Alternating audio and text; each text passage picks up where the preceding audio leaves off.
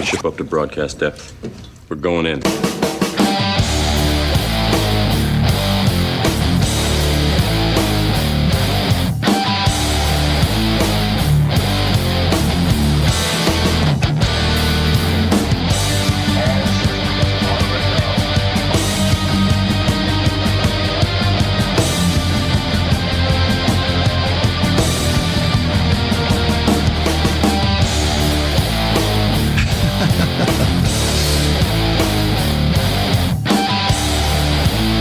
It's not a new intro. This is the old intro. In fact, I picked up this show again just so I could play the song again. Go. All right. Go. All right. All right. All right. Go. All right. All right. All right. There we go. Oh, a stripper decided to show up too. Nice. Here, let me turn the echo cancellation off so people don't freak out. All right, we're back. Awesome. Welcome to another fine edition of Rule Zero. The show, the Red Pill show about nothing. And of misfits is what we are. And of misfits. Yes, this is the real Red Pill. This is where the Red Pill and like this is we're the first and the last. The last bastion of male freedom. Yes. We are fucked. God, man, what's going on, man? Like, what's funny is I usually do my shows on Sundays, and I have people like send me videos, like you need to hit on this. This is a topic you should talk about, and they send me like this long ass video of like Louise Perry or something. Like I can't make a show out of this.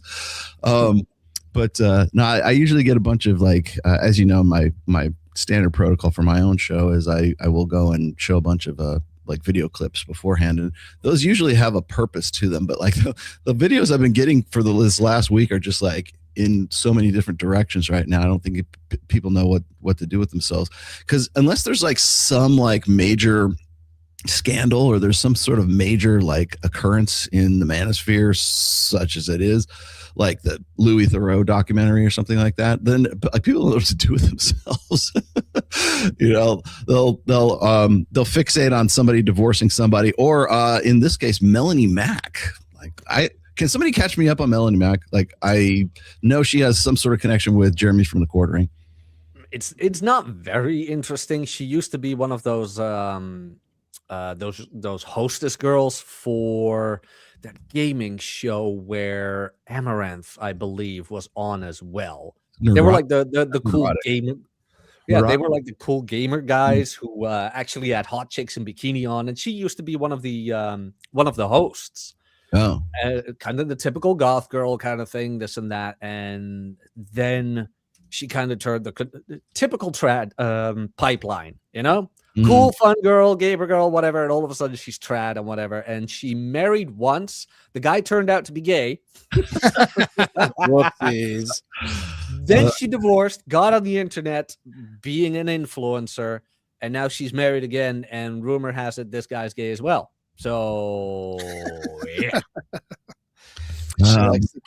All I saw is like, because I remember her. I think I vaguely remember her. Was she on Nerdrotic? Was that the gamer? Yeah. No. That was not the one. There's another one that was like even before Nerdrotic, and I was like, it came out of the era where TV kind of went into the internet, kind of thing. She's like one of those shows. Yeah. She's in her 30s or something like that. Oh man, she's in her 40s now. Oh really? Melanie Mack is her. I think she is. Yeah, I can look that up. She's in her 40s. That's she's well. She looks good for somebody in her 40s. Yeah, but I mean, you and I both know this. Everybody here knows this. If she's single over 25 and hot, it's not the men. Yeah, it's not the men. Yeah. Oh, yeah. She does look a little whack job, but the last time I saw like somebody was posting about her on Twitter, and because I had like just kind of like blew her off along with some of these other. There's a whole like, I don't know what it is. There's like this whole subset of, I don't call them gamers, but I guess they're gamers, but like they're like what was it what's the Nerdrotic crew, like the Friday Night Live or Friday Night Tights, Tights, whatever it is crew. And I used to like Chrissy Mayer. I used to like her quite a bit, but like then I find out that like through Andrew Wilson, like she and like Brittany Venti and the rest of these girls are like all coming at me, like they're all colluding to come at me. I'm like, what the fuck, man? It's like I've been nothing but nice to you.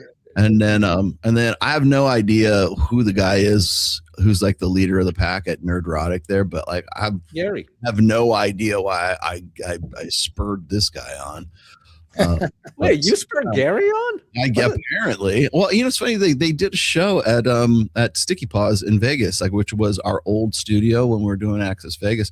And I'm like, fuck yeah, I'll come down there, and like because I practically worked there, you know, for the longest time. And you know, and they were like real standoffish, and they're like, you know, hey, Rollo's out here. Like, I'm like, fuck, I just want to come in and say hi, right? And you know, I wasn't don't have me in your show. I don't care. Just, you know, just pop in, pop out. Dude, they're like closing the doors and like, you know, like okay, well, fuck, man. But they have their own kind of like really kind of closed off, like let's say clique, you know, but like they have their own sort of closed off little subculture going there. And it's funny to me to see how like gamer culture sort of transitioned over into like outrage culture, yeah, or everybody. So case in point, like Jeremy from the Quartering, who I really liked for a very long time. I liked because I remember him when he was just cracking open like packs of like Magic the Gathering cards. Are you into Magic, by the way? That's why it's still called the Quartering, because I don't know, for whatever reason he called it the Quartering, because he was like, that was all he did was cover Magic the Gathering stuff. And then he went to Gen Con or something like that and got his ass kicked from somebody who had like a problem with one of his political takes or some shit like that. And I was on his side. I'm like, that's pretty fucked up. And from that point on, he was like all about politics. He got in with Tim Pool. He started like, you know, I mean, to his credit, you know, he built himself out from a niche that was kind of limited, let's be honest. But I can remember him when he just did Magic the Gathering stuff. And honestly, I kind of liked him better back then because he was like more talking about like pop culture and he was really critical of it. And then everything that went down in 2023, in the summer of 2023, now suddenly he's taking everybody's like he got into that side, that little sub clique right there. And, you know, when all the shit went down with like Destiny and Lawrence Southern and everything else, like, of course, he just jumped all over that. Like, call me, talk to me. I'd be happy to talk to you. But like, he just instantly, you know, oh, well, you're a Manosphere guy, so you must be some fucking retard, right? Oh, yeah. I used to watch them a lot. So I was like, and that's what I was saying, like in 2020, at the end of 2024, I think when the Kiwi Farms leaks hit with Lawrence Southern and Destiny and all that sick ass shit, right? I'm like, I'm still waiting on my apology from Jeremy for the Quartering. It hasn't happened yet, but like, dude, you jumped off the deep end. I used to watch Friday Night Tights a lot, but they are very blue pill, man. As soon as somebody said anything about the girls there, even if they were right, they'd come to her defense, and they'd come to her defense hard. I mean, I remember even what's his name? He was pretty cool. Come on, what's his name? Fuck you, I was right. Fuck you, I was right. Razor Fist. He blocked me because I said something about Melanie Mac. It's like, really, dude? What happened to him too? He used to be so edgy too. I used to like Razor Fist quite a bit, but then he went like really super like trad Christian guy. Yeah. Do you play Magic? I have a question for you guys about that. I haven't played in ages. I still have my cards. I haven't played in ages though. Oh, nice. Never knew that. Go ahead, Paul.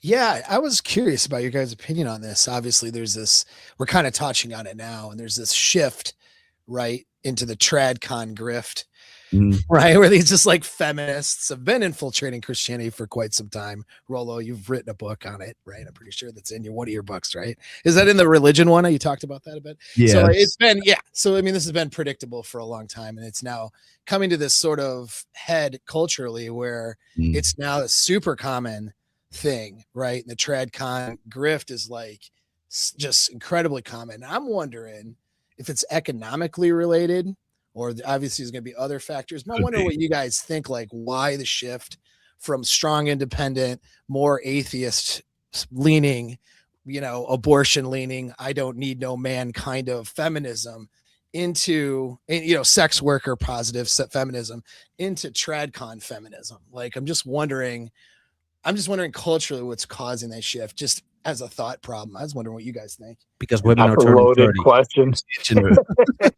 No, but to be honest, it's probably multifaceted. So on one hand, regardless of all the posturing online of angry, bitter women, women go to where men are. Men have been disenfranchised and they're turning more conservative. You couple that with the guys who don't want to put in the work, the idea of having a society structure where you get to get paired off one man, one woman becomes appealing. So as the men go to church, the women start leaning that way as well. And then you just get the normal societal cycle of the pendulum swinging back and forth. I do not think this will last. In probably another 10 years. It always just shifts, right? But yeah, like we're going to go back to the far left and guys simping and dyeing their hair blue and being polyamorous being the cool thing again. Like it's just the cycle. I think accountability is a good thing that you mentioned. I mean, it allows women to really, really rationalize not having any accountability for their behavior or their past. You know what I mean? The idea that I can just press the reset button if I show up to church, and it gives men, like a lot of weaker men who haven't done very well with women, that opportunity to finally win the girl he couldn't get. You know what I mean? Yeah. Well, the other thing is that you got to remember, like, the thought to, I guess OnlyFans to Christianity pipeline. I've done like a couple of episodes on that, but I kind of like, I mean, OnlyFans was just becoming a thing in 2020, 2021 when I was publishing Religion, the fourth book. Yeah, and I talked about this in that book.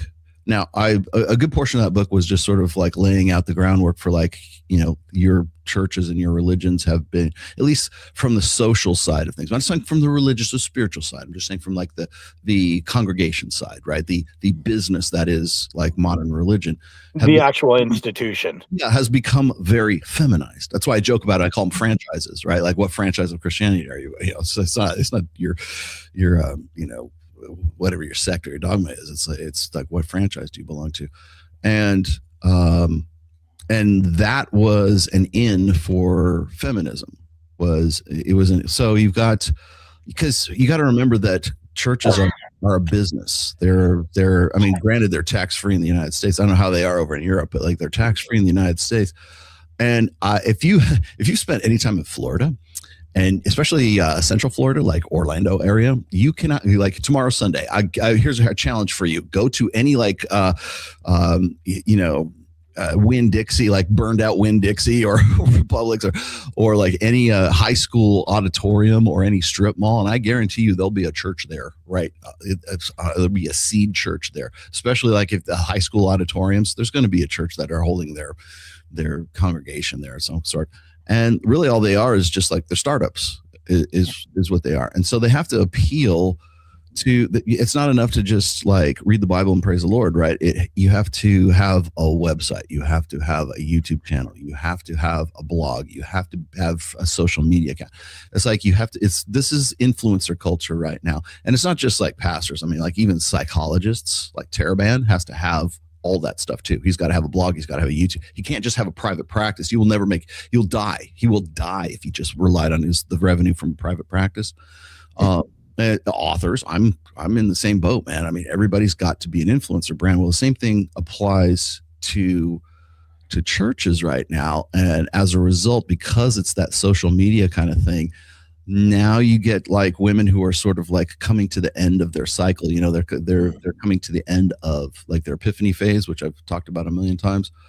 And that's when they want to get right with the Lord. And whether they were like raised on that and then they abandoned it and came back to it, like a prodigal daughter kind of thing, or they just thought, hey, I just need to start living right. And usually at that point, it's when they've run out of options. And I'm not saying like a girl like Nala Ray has not run out of options, but like Nala Ray could still be doing OnlyFans, easily still be making a shit ton of money on OnlyFans, but she's decided that that's not what she wants to do anymore for whatever reason. But now she's applied that same kind of grift to her Christian podcast, whatever the fuck. Same marketing style, but same thing. So, honestly, I think Nala will fall away, and then we'll go back. I don't know, maybe not go back to OnlyFans, but she'll want to be like she has to be in the limelight. She's one of these chicks who's like this, has to have this attention all the time.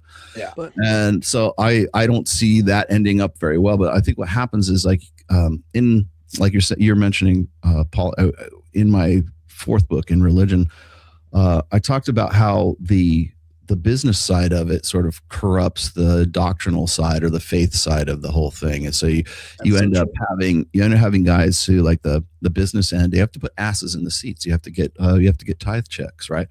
And women are the primary consumers in the United States. So when they will align their message with whatever is pro-female at that time. That's why we don't hold them accountable. Like no mainstream church is going to hold women accountable because it's not in their financial best interests to do so. Yeah. Because if they did, then those women would leave and they go off to find another church that's basically speaking their language, which is usually emotionalism and everything else. But the one thing, the one mass appeal of Christianity that like Christian has over all other religions is that it's primarily founded on forgiveness, right? So it's not works. So you don't earn technically you don't earn your way into heaven in the Christian religion. It's by grace, right?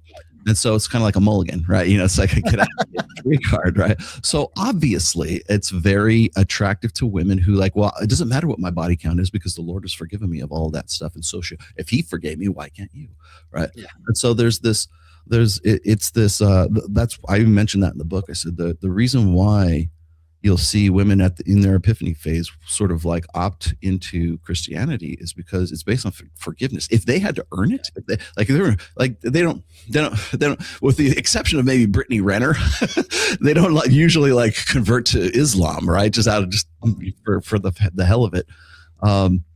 You don't see them converting to Judaism or, they don't become Sikhs or they don't become Hindus or anything like that. They always opt for the Christian side of things because it gives them a do-over. Yeah. And so if that's the case, and especially if you've got, 2 kids in tow and you're a single mother from 2 different baby daddies, and you just look back at all, it's an escape from accountability is what it is, but it's through a religious spiritual forgiveness.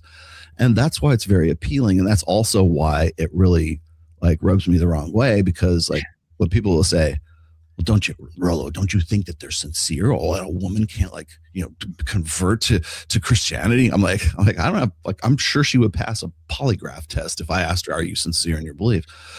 I don't question their sincerity. I question their timing. Why now? Right. Yeah. Right. Yeah. When it's convenient for you. Not only that, though, it's like forgiveness. Yeah. Okay. In Christian doctrine, you don't need to work. You don't need to do a bunch of things to get forgiveness. You got God's grace, and that gets you into the door, so to speak, in heaven. But it doesn't remove Christian doctrine, it doesn't remove accountability and it doesn't remove consequence. Like if you murder somebody, right, and then God forgives you, that doesn't bring the person you murdered back to life. There's still consequences to action. So if a girl spent the last decade of her life practicing detaching from sexual relationships, practicing maladaptive behaviors with men, and then now she's just going to settle down, it doesn't work that way. You have all these consequences built up behaviorally in your brain that you also have to unwind, probably trauma, self-induced, you got to deal with. There's a bunch of work that needs to be done. And that's the story that's not being told. That's what frustrates me the most about it, is they're only telling part of the story on the Christian side, and it ends up being a lie. It's an empty promise. Oh, yeah, but because women don't have agency, Paul. How dare we? Women do not have agency. Really no moral agency. So on the practical side of things, I wish I could remember who it was by, but it does come up every now and then. It's an article called Real Remorse versus Naugahyde Remorse. And it's a really good checklist of behaviors that you can observe of someone who says that they're sorry and is seeking forgiveness, that you can kind of check against to see. Sounds fun. Yeah. I actually used it myself in my life. And it's a really good guideline. Because, and I wish I could remember all the points off the top of my head, but I can't. But basically it shows the difference between, I guess, stated remorse versus revealed remorse. If you kind of want to use that same stated preferences, revealed preferences guideline. Is this a book? Like one? No, it's actually a really short blog post, and it actually came from like, I don't think it was the feminist sphere, but it was like the female divorce sphere, but it got adopted into the red pill because it was incredibly useful. Like, for example, I remember one of the points is if someone feels is truly remorseful, they're not going to push you for forgiveness. Like, they are going to give you the time that they need to be angry with you, to not forgive you. Hell, they may never forgive you. They may let you back in your life, but you may never be forgiven. And if you're truly remorseful, you're going to be okay with that fact. And you're going to understand that fact. But a lot of people who say they want to be forgiven, they kind of push that other person to be like, have you forgiven me yet? Well, I did this, I did that, I did this, I did that. Like, why haven't you forgiven me? Well, that's not true remorse. What you're trying to do is smooth things over so you can go back to the way things were before you fucked up. Right. And so this blog just has a wonderful bullet point list of kind of like what true remorseful actions and behaviors look like. And it's used not often in workshops and such, because usually people follow Iron Rule 7 and don't go rooting through the trash, but not everyone. I can speak on that personally. But it sounds useful even if there's an offense without a breakup. Do you know what I mean? 100% it is, right? Like, and so yeah, when it comes to kind of like circling back to what we were talking about is, unfortunately, all institutions are prone to corruption. I believe the saying is what starts as a movement becomes a business, then devolves into a racket. With institutionalized Christianity, and I want to make that distinction because the religion in and of itself is not the same as the institutional structures that have been created around it. The institution, by and large, is corrupted at this point. It is a racket. And women see that and they exploit it. And that's what we get that OF to tradwife pipeline, is because it is a racket at this point. I get that a lot when like I'm hypercritical of Christianity, particularly when the next porn star decides that she wants to like, you know, put away her old ways and you know, convert to I love Jesus now, right? But the thing is it's not that. It's they claim authority afterwards, like, oh, well, here's my testimony. You're supposed to, right? Here's my testimony, blah, blah, blah. Well, the thing is then they turn that into, they make their necessity a virtue, right? They turn that into a grift. Like even Nala Ray, like within like, I hate using her as an example because there's other ones you could use too. But like if you look at her, she dropped her OnlyFans, she dropped her, you know, all of her business stuff. And then she picked up doing and then she started doing classes like how to get out of OnlyFans and be a godly woman of God or some shit like that. Like she's like a whole bunch of these classes, like Kajabi classes, you know, like teachable classes. And it took, actually it was Andrew Wilson who brought that to my attention at that time. But one of the things Andrew was always saying is like, if a woman was really truly repentant of her old ways, she would sit in the corner of the church and be just glad that she could even sit in the corner of the church, not like pipe up and all this other, you know, all this other bullshit. Yeah, where all her opinions and bullshit. You literally had. So what's funny is in December of 2024, I think it was, that's when I saw the baptism videos of Nala Ray and how, and then of course Michael Knowles picks up on it. He does that video, like the discussion between him, her, and her fiance, then I guess is now his husband. It look like they're on Mount Olympus, you know, like they're here. We are in heaven, and we're going to interview Nala Ray. And then So within a matter of months, like by June of 2025, you have Nala Ray on the docket for, or as a speaker, a listed guest speaker for TPUSA's Women's Leadership Summit Ministry Day. Of course you do. I'm like, holy fuck, man. And remember, that's before Charlie got shot. So like, you can't even blame it on, well, everything went to hell when, no, Charlie was still part of that organization at that time. And actually did interviews with her as well. And it's like, guys, wake the fuck up.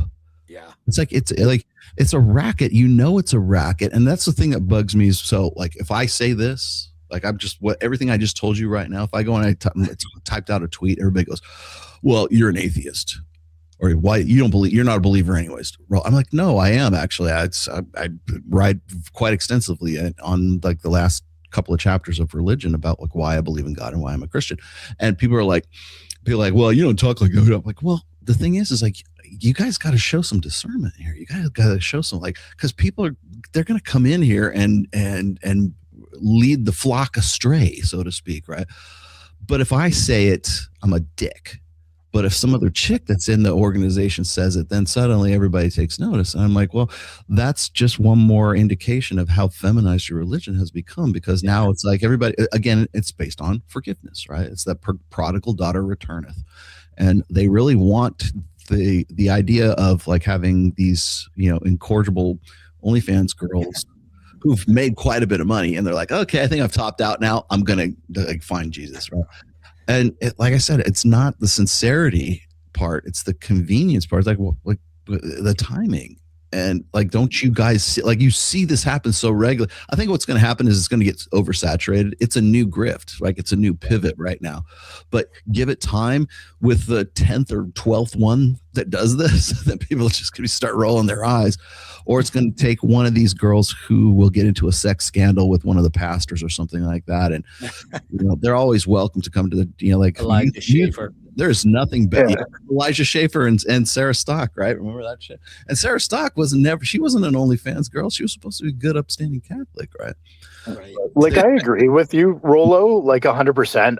I don't really care too much about the timing so much, but I do find it odd. Like, I don't begrudge anybody from making money, and I certainly am in no moral position to judge someone from turning over a new leaf, but I do find it suspect as hell when within a month of you turning over your life, you're now monetizing it. Like, that just seems very, very disingenuous. Well, speaking as an authority, I think Rollo, you pointed that out pretty well. They come back as if they're an authority of something. They've been in Christianity for 2 seconds. You know what I mean? But now they're going to give people a talk on how to convert over and how to be a good wife and all this bullshit. And so that's how it's like clearly a grift. If they disappeared for 5 years and then came back and started trying to platform, that might be different, right? Well, how about they never come back? How about they just go to their life, have a husband? Okay with that too. Yeah, like there's porn stars that have done that, right? That like as soon as they convert, they just go raise a family. You never hear about them again, right? Unless you're like a super gooner and super fan of them, you have to search them really hard. And I'm like, listen, that's kind of sincere, right? Because she said, hey, and you know what's even more sincere? Just saying that you enjoyed it. Right? Just say that you loved taking D on camera, and everyone's going to be like, hey, at least she's honest. But that's the thing. They just continuously say, oh, it was a mistake. I'm like, do you fuck your husband the way you fucked those guys on camera? Right, of course. Not only was it a mistake, but it boils down to being somebody else's fault too. Trauma, the guy, they were duped into it. Like all this. That's the thing with the apologies, right? Try not accepting it, and you'll see the genuineness of the apology. Because if somebody is actually sorry, they can live with the fact you not accepting that apology. They can live with it. I don't have the clips anymore, but I did about 2 weeks ago, 2 or 3 weeks ago, I did a show on Nala Ray's video that she had done with her husband, and she was in like, she's got this podcast, right? And I guess if she doesn't have a guest, she gets her husband's name is Jordan. She gets Jordan to come in there and talk to him.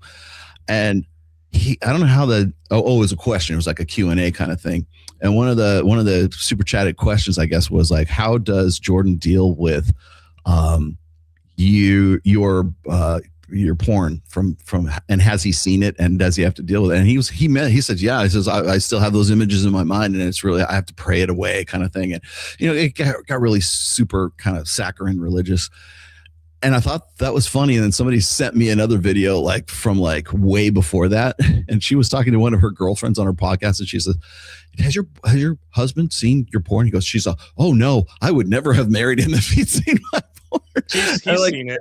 Yeah. So he's copping to it right then and there, which, I mean, he basically just caught her in a lie right there. But the thing is like, you're right, Nuke. It's like, does he get that level? Do you think that guy gets that level of sexual intensity that she had, like when she's like banging two other girls and another dude at the same time? Like, is that, and I think that's probably what probably throws him off the most, because once these guys, especially if they're like raised Christian, I don't have any reason to believe that this guy wasn't, but like if you were like sort of raised in the church, you're kind of like boy in the plastic bubble, right? You're already taught to be sort of this blue pill passive, like passivity and kindness and lovingness and this, and like here's like happy wife, happy life, that messaging for men in the church, at least in most mainstream Christian churches, is very pervasive. And so now you've decided that your ship has come in, and this former porn star who's like hot as fuck, and she wants to get married, and she's not as into it with you as she was when she, as you can clearly see from all of her, her priors. I think that's an illustration, like Nala Ray and Jordan. I think that's an illustration of a lot of sort of quote unquote Christian marriages, because they're not real. Like, I think the guys think they're going to get their woman's like sexual best, and they're not. And even to the point where they look at like their old Instagram shots, or maybe she did OnlyFans, or maybe she was like, still has pictures up of her fun time in the foam cannon party in Cancun on spring break. I was so crazy in my college years. Like, he doesn't get that. He gets this version of her, which is just sort of this watered down, sort of like meek, mild, doesn't get her sexual best. Well, you also have to think about this, Rolo. Like, within most religious communities, they have a very, very strong Madonna whore complex. So as a woman who's turned over a new leaf, there's no incentive for them to continue to be their sexual best, right? Because it's reinforced that you're now the Madonna, so you need to act like the Madonna. And if you dare act like the whore that you once were, well, then everything else is assumed to also be false. So there is a certain part where it is kind of Christian men's fault for encouraging that. For sure, dude. Well, they love that's it. why you get some of those sexless marriages, right? No, it's like, the thing is like, it's like ordained, right? Oh man, I got this really hot chick who knows how to fuck. She's on OnlyFans. That's what she used to do, but now she's found Jesus and we pray together and everything else. And it's like, now we're married and we can have that kind of sex, but it's like, okay now. But it doesn't happen for that guy, because what motivated the sex that she had when she was doing porn, or she was doing OnlyFans, or she was on Instagram, or she was like in her like crazy sexual past, right? What motivated that is not present in the relationship she has with her husband, right? It's all familiarity, it's all comfort, it's all it's all security. The security side of the dual mating strategy is like made up for in spades, right? And transactional too, right? Because that's the kind of guy that he is. He knows what he's a servant leader, right? And who is he leading and who is he serving? Her. And that's I think that's the paradox that a lot of these guys get into when it comes, and it doesn't have like I'm using OnlyFans girls as sort of the example here, but that's like modern women, right? That's Gen Z, latter half of the millennials right now. And I think it's also one of the reasons why women do not like the question, "What's your body count?" Right? They don't want. They don't want to have if you don't know what topic to do a show on, do body count. Just default body count. Like if you're on whatever, like when Brian is out of ideas on whatever podcast, let's talk about body counting, because that always hits. It always hits. And it's easy to get that indignation kind of reaction. What's his name? John from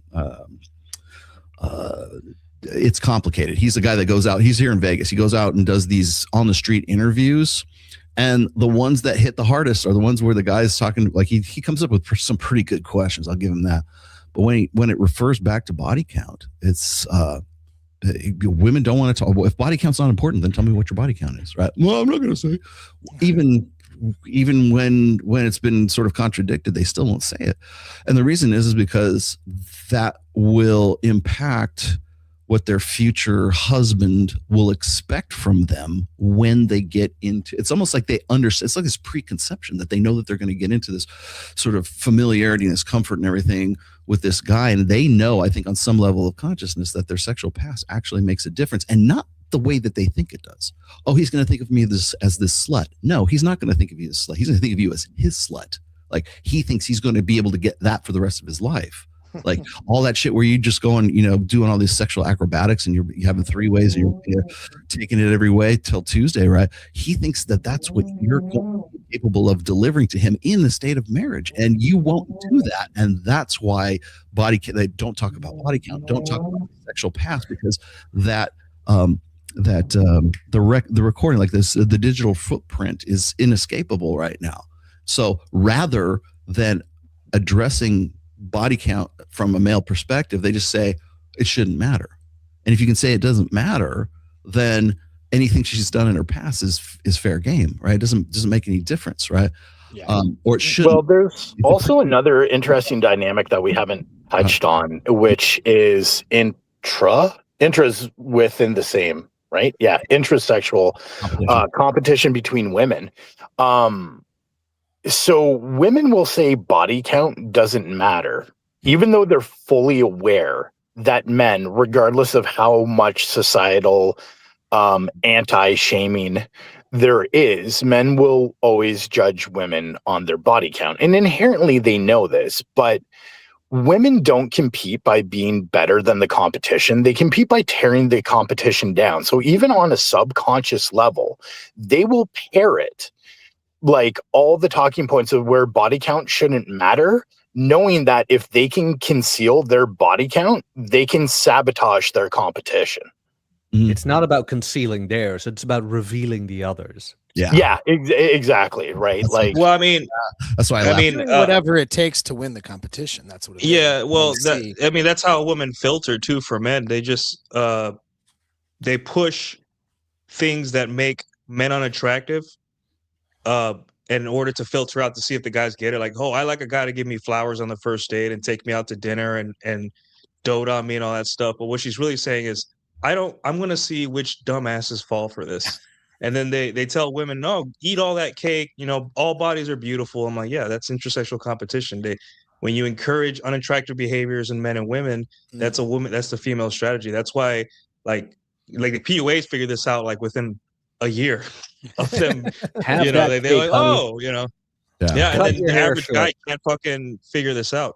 Yeah. I wanted to add too, another thing is the A word that the tradcons like talking about, where like, I think, Roll, you mentioned this a couple years ago, where they love to talk, the religious people like to talk about how the A word is murder, right? It's the worst thing to ever happen. But when Lila Rose will go on a show and sit down and hold both of the hands of a woman who's had like 4 of them and be like, why would you do this? I'm like, that's a murderer. Well, how would you treat, how men treat murderers? We lock them up and then for 10 years and then we kill them, right? Lethal injection. Yeah, especially here in Texas. But with women, we hold their hands and we're like, what could we have done better to make your life better? And there it is. It's just like, how can anyone take this religion seriously if it's like there's this glaring double standard? And I'm like, well, why do you think men are leaving the church? It's because of this shit. Yeah. People ask me that. I was on Access Vegas and I got into this conversation and people are saying, what's the solution? I'm like, make your own religion, make it like do your own church, right? Basically, because at this point you're not going to correct any of that like feminine gynocentric interest in the church right now. It's fully assimilated. And if it hasn't fully assimilated, it's almost there. And yeah, exactly what you're saying as far as the abortion thing is concerned. I punch both ways. So like if I'm talking to somebody like Destiny or like there's a progressive or something I'm talking about, my first when we talk about the abortion, it's like, well, what's the latent function of abortion? Why do we have abortion? What problem does abortion solve for society? Can't even ask the question. They'll go crazy. You can't even ask that question. They'll lose their mind because like the only answer is, well, it's a fail safe for women's bad reproductive choices. That's what it is. Like functionally, pragmatically, that's why abortion exists, right? And if you say that, they will never say, well, it's because women has the right to choose. They'll make it some like sort of like really sort of flowery, ephemeral, ethical kind of thing. She should be able to do, it's her body, she gets to do. They don't want to get down to the nuts and bolts of why it exists in the first place. So because if you say that, then you say, well, women are making bad reproductive choices, right? Then if you ask the tradcons, the same thing. Like if you say like, okay, well, if you think that abortion is murder, then should women who have had abortions or who have them in the future, depending on how you look at it, should they be convicted, like just outright convicted of murder one, because it's premeditated, with malice and forethought, it's murder. And of course, what happens is they hem and haw, and they want to. It's all about forgiveness at that point. You're right, Nuke. But at that point, it's like, well, but before we get to the forgiveness part, you got to say, well, if those men had to keep their dicks in their pants, then we wouldn't have to worry about this. Or it's it's not her that actually performs the abortion; it's a male abortion doctor. I thought that was interesting because it's like male abortion doctor. But he might be the hitman, but she put out the hit, right? I mean, so it's like if a child is aborted, it is entirely 100% the decision of the mother to do that. It's not the father, it's not the hitman abortion guy, it's her. So if that's the case, I mean, you could make a case that maybe like the abortion doctor is an accomplice or an accessory to murder, sure, but she's still going to jail and she's still getting lethal injection. Do you support the death penalty for women who have, because if abortion is murder, that's what it is, right? And then, of course, then they'll just like a eel in the weeds, man. They'll try to make it about guys. That'll be the first thing, and then of course it's always after the fact or before the fact rationalizations, but they just simply economic factors. They always say economic factors. Exactly. Yeah. Or then they'll say, I love this one. They'll go, well, but if it's a product of rape, and I'm like, yeah, that's accounts for like 1% or less than 1% of all 0.03 or something like that. Yeah. The overwhelming, like 98.9% of abortions are performed electively. Let's just cut the shit, okay? So if that's gonna be your conviction, you better be ready to talk about that kind of stuff, and none of them ever really are. Let's not forget the favorite excuse of the patriarchy, whatever the hell that is. Oh well, yeah. Well, this what gets me is like whenever we have discussions about patriarchy, I always kind of want to bring it back to like sexual dimorphism or the division of labor, right? Because there was a reason patriarchy evolved. It's not because some sinister group of guys got together and said, okay, guys, we're going to control all the women, right? It just came out naturally because of just the way we evolved. Women are the vulnerable sex. They're the incubators of the next generation. And men were the disposable, sacrificial sex who evolved for combat. I mean, just physically evolved for combat. So when you look at like just the coevolution of human males and human females, the best way to organize society is around the rational, ideally around the rational, reasonable idea that a man is responsible for his wife and his children and should have the commensurate authority to affect all that responsibility. And that's why patriarchy will always be a better balanced system than anything else that we've been able to come up with. It's certainly not egalitarian because everything is built on hierarchies in patriarchy, right?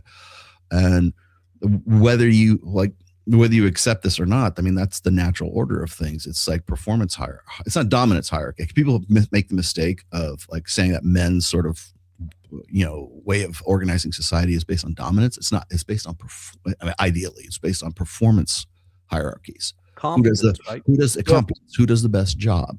And sometimes dominance plays a part in that for sure, but it's really built on performance. And what is that performance rewarded with? Hot sex.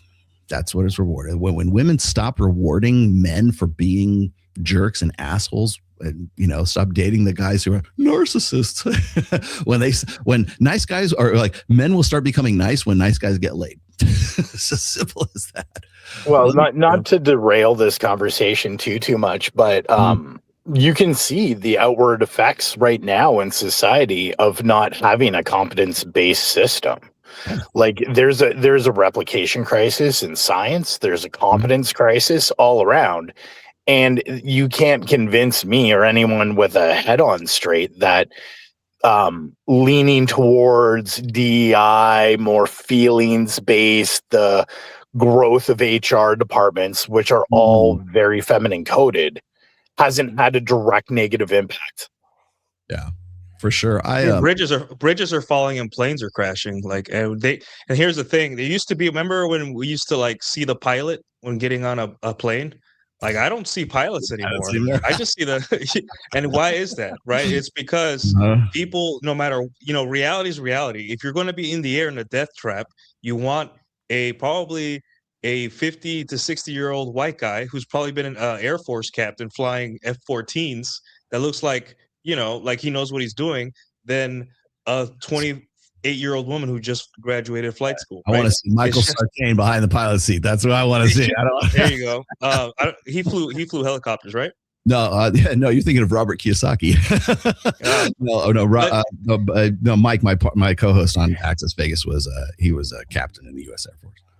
Yeah, so that's what you want to see. But the thing is, that society is very interesting in that whenever we're trying so hard to get women to like just be awesome. Right, we're lying to ourselves over and over again. But when it comes to life and death, which like getting on a plane or something, or calling a police officer, you don't want 2 female police officers to show up at your door after you're, when you have a break-in. You want bald, burly, 300-pound motherfuckers to come in and like handle the neighborhood criminal, right? But the thing is, we're like la la la. No, I don't want to see reality, and then it's gonna hurt, and it's gonna keep hurting. Because at the end of the day, people want to see the pilot. No matter how much we want to see the pilot. Well, not according to Netflix with all the movies they get out, with a female action characters that beat up all the men in every movie. I know. What do you mean? It's so funny. I love seeing those. Like when I don't remember the last one I saw, but like every time my wife and I were watching something on Netflix and it's like some sort of like FBI, secret agent kind of thing. Yeah. Like this chick weighs like what, $110 wet, and it's like she's just like knocking the like 1 shot, 2 shots and out, right? And I'm like in the neck. And the guy probably weighs 220 pounds and could easily take a shot like that and like come back again, right? Nope, just goes down. And I know it's just so crazy. Like it's hilarious. Like it used to be. I mean, when you watch a movie, there's a certain requirement upon the viewer to suspend your disbelief. Right? Like I'm okay with Star Wars because it's a sci-fi movie and everything, but if suddenly some little girl is like smacking some guy, I'm like, I don't know. That could not. The believability just goes right out the window. And the thing is, it is possible. I mean, look at was it Alien Alien, the movie with what's her face? Sigourney Weaver. She was a good female. She was lead, dude. But the thing is, it was realistic because like imagine throwing a woman in that scenario. She'd probably do the same. She would struggle physically, right? Well, that's believable. She's doing it to protect her kid, I think it was. That's mothers are very protective of their kid. And she was scared the whole movie. She was terrified. I'm like, yeah, that's believable. But then you Terminator 2 also. Yeah, when you see like great female lead, tough, but then she wasn't just kicking ass and beating up Terminators. She was running for her life. It was way more realistic, dude. But we've lost that realism. And then a controlling that can defeat the queen. Let me jump in here real quick. There is no Christianity without the brotherhood. Read any Bible translated prior to the 1970s, and you will see this. Rollo's right. Men need to start our own thing. Yeah, without men, they have nothing. Walk away. Walk away. I brought this up even before I wrote my religion book. I said one of the reasons, like if particularly evangelical sort of Protestant religion guys are pissed off at the red pill or the manosphere, however you want to call it, is because it took like pickup artists that look like Mystery with like black nail polish, a top hat and a fucking feather boa. I'm a magician. To point out to the dudes in the church, this is why your men have left the church. They're still angry about that. They're still pissed off. They're like, these guys said, there's nothing here for us. We're going to go and find something else. Right. and it took like guys like snarky motherfuckers like me to go like, well, this is why the guys aren't in your church anymore, and this is why this is a fundamental flaw, or a structural flaw in your church. But they can't repair that without taking a hit financially. Like you imagine, like you're like, okay, this is the Church of the Red Pill Holy Brotherhood, right? You don't get tithes from anybody in that church. Yeah, I mean, women are driving the economy, right? You got to have a subscription service or something, man. Like I don't, it doesn't happen that way. But it used to. When religion, well, that's the thing that gets me is like whenever I see these girls like come in, and it's like I said, the OnlyFans to Christianity pipeline. It gets me because it's personal to me. It's like people kept telling me like, Rollo, you should just convert to Islam because that's where the real men are. I'm like, but that's not why I would convert to that religion. Do you understand that, right? It's not like who's got the best like hold on like masculinity. It's like who do I think makes the most sense from a spiritual, faith-based, religious, doctrinal position. That's what should be your deciding factor, which clearly isn't evangelical Christianity at this point, but because it seems very compromised. And if all it took was like feminism to compromise it, well, what does that say about the doctrinal character of that church? Okay, but it doesn't, like you were saying before, it doesn't Paul, you were saying before, it's like it doesn't matter, like the church and the faith is separate from the way that it's organized and the people who are coming in, worship team music and all this other crap that goes along with it, right?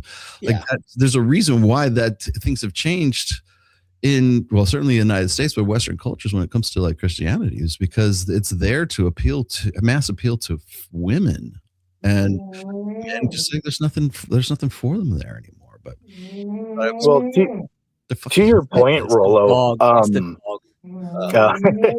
gonna say, Nuke, I want to check the pulse of that dog behind you. 1 second, it's snoring. We know that. But Rollo, you joke about like make your own religion, make your own church, but you're right. You're right. Like a little bit of an off example. But yesterday there was some shenanigans in that expat group chat, and the girls were like, "Is there a woman only chat?" Blah blah blah, and apparently there was one. And I was just being tongue in cheek, where it's like, oh, is there an old dudes one?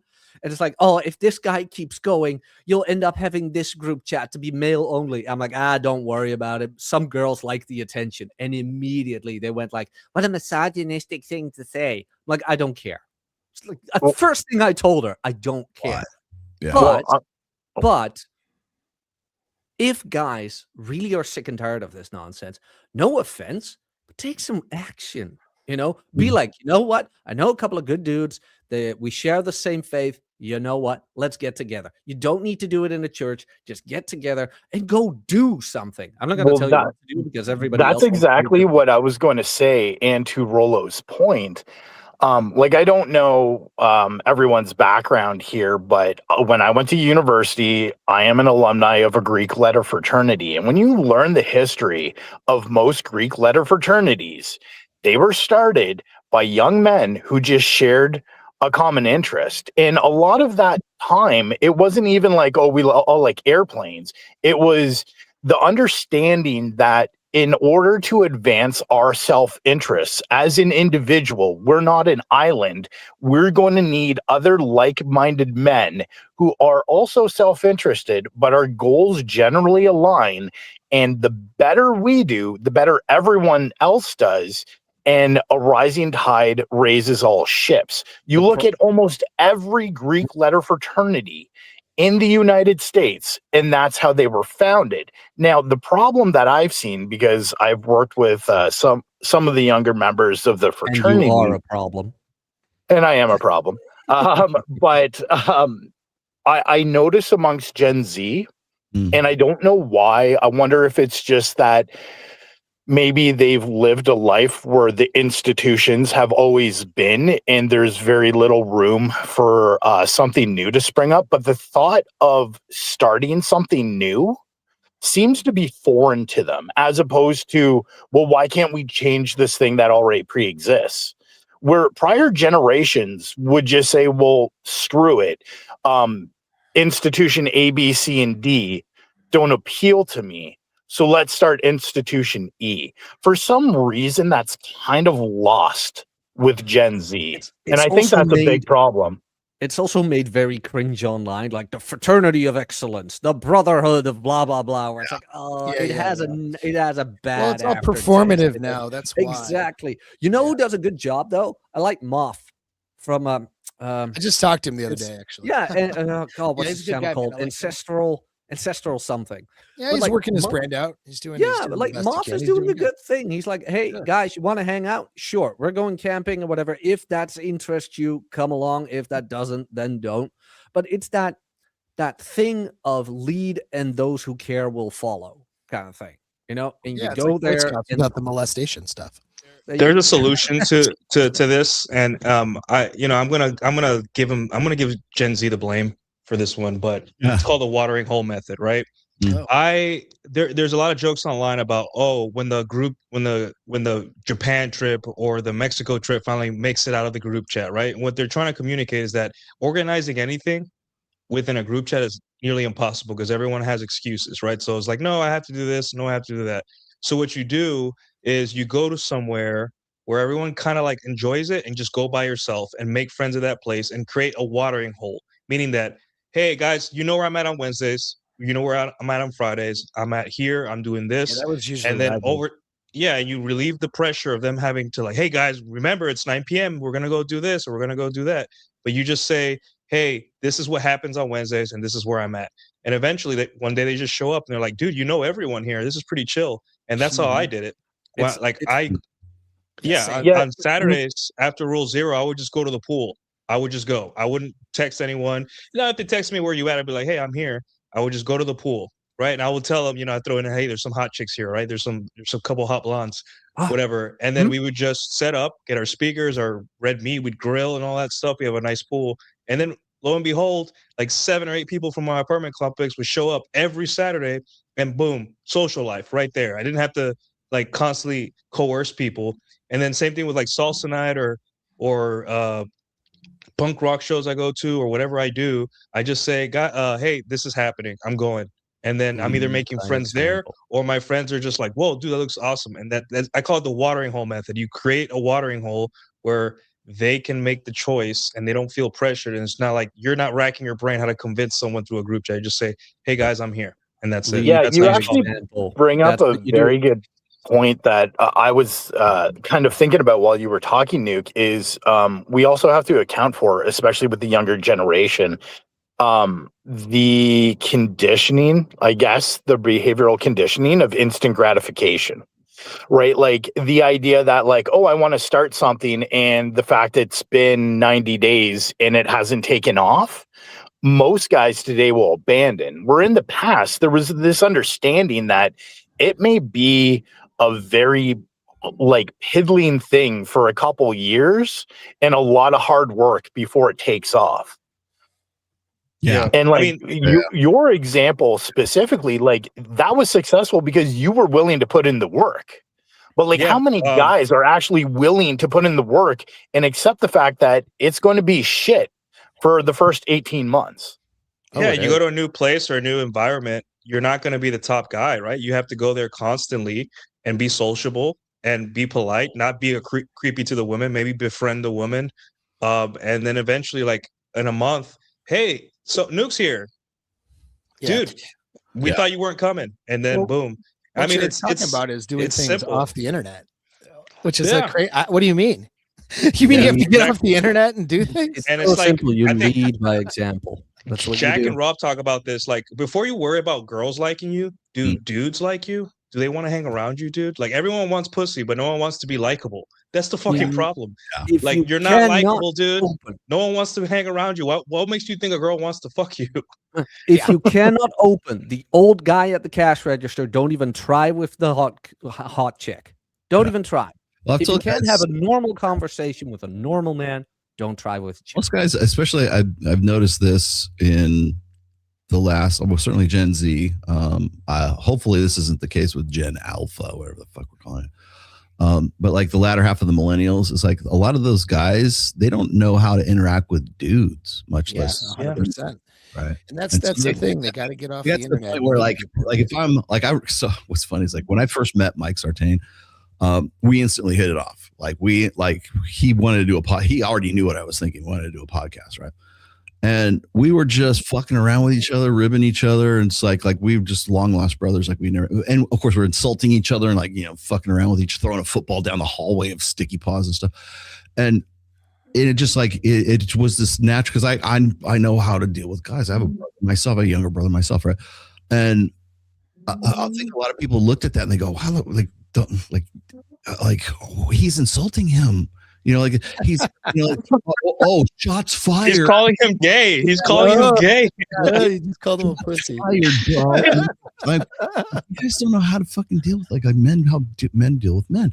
And the thing is like they either see it as like an insult or it's bullying or it's like hazing, you know.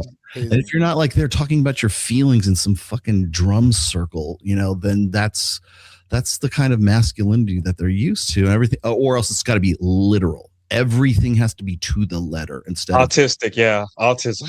like people like when I throw when I and God ruthlessly, like just absolutely ruthlessly, when me and Aaron Clary go at it, and we're God, yeah, fuck you back, you know, like when we're doing that, people think, oh man, Rolo must have a problem with Aaron Clary. I'm like, no, this is us bullshitting. This is how dudes bullshit with each other. That's how you build trust. Yeah. Nuke used to text me honestly, every now and then. I think it's because is this generation has been brought up on tablets and behind a screen and behind text, right? And so you don't get vocal intonations and you don't know if somebody's like fucking with you. You know, even people fuck with you. Like, you know, you always know a guy who doesn't know how to deal with the guys if he like fucking with you, if the guy takes it seriously. No, but it's like Nuke used to text me every now and then. It's like, hey, it's been a while, but I haven't called you an F slur in a while, so here it goes, you homo.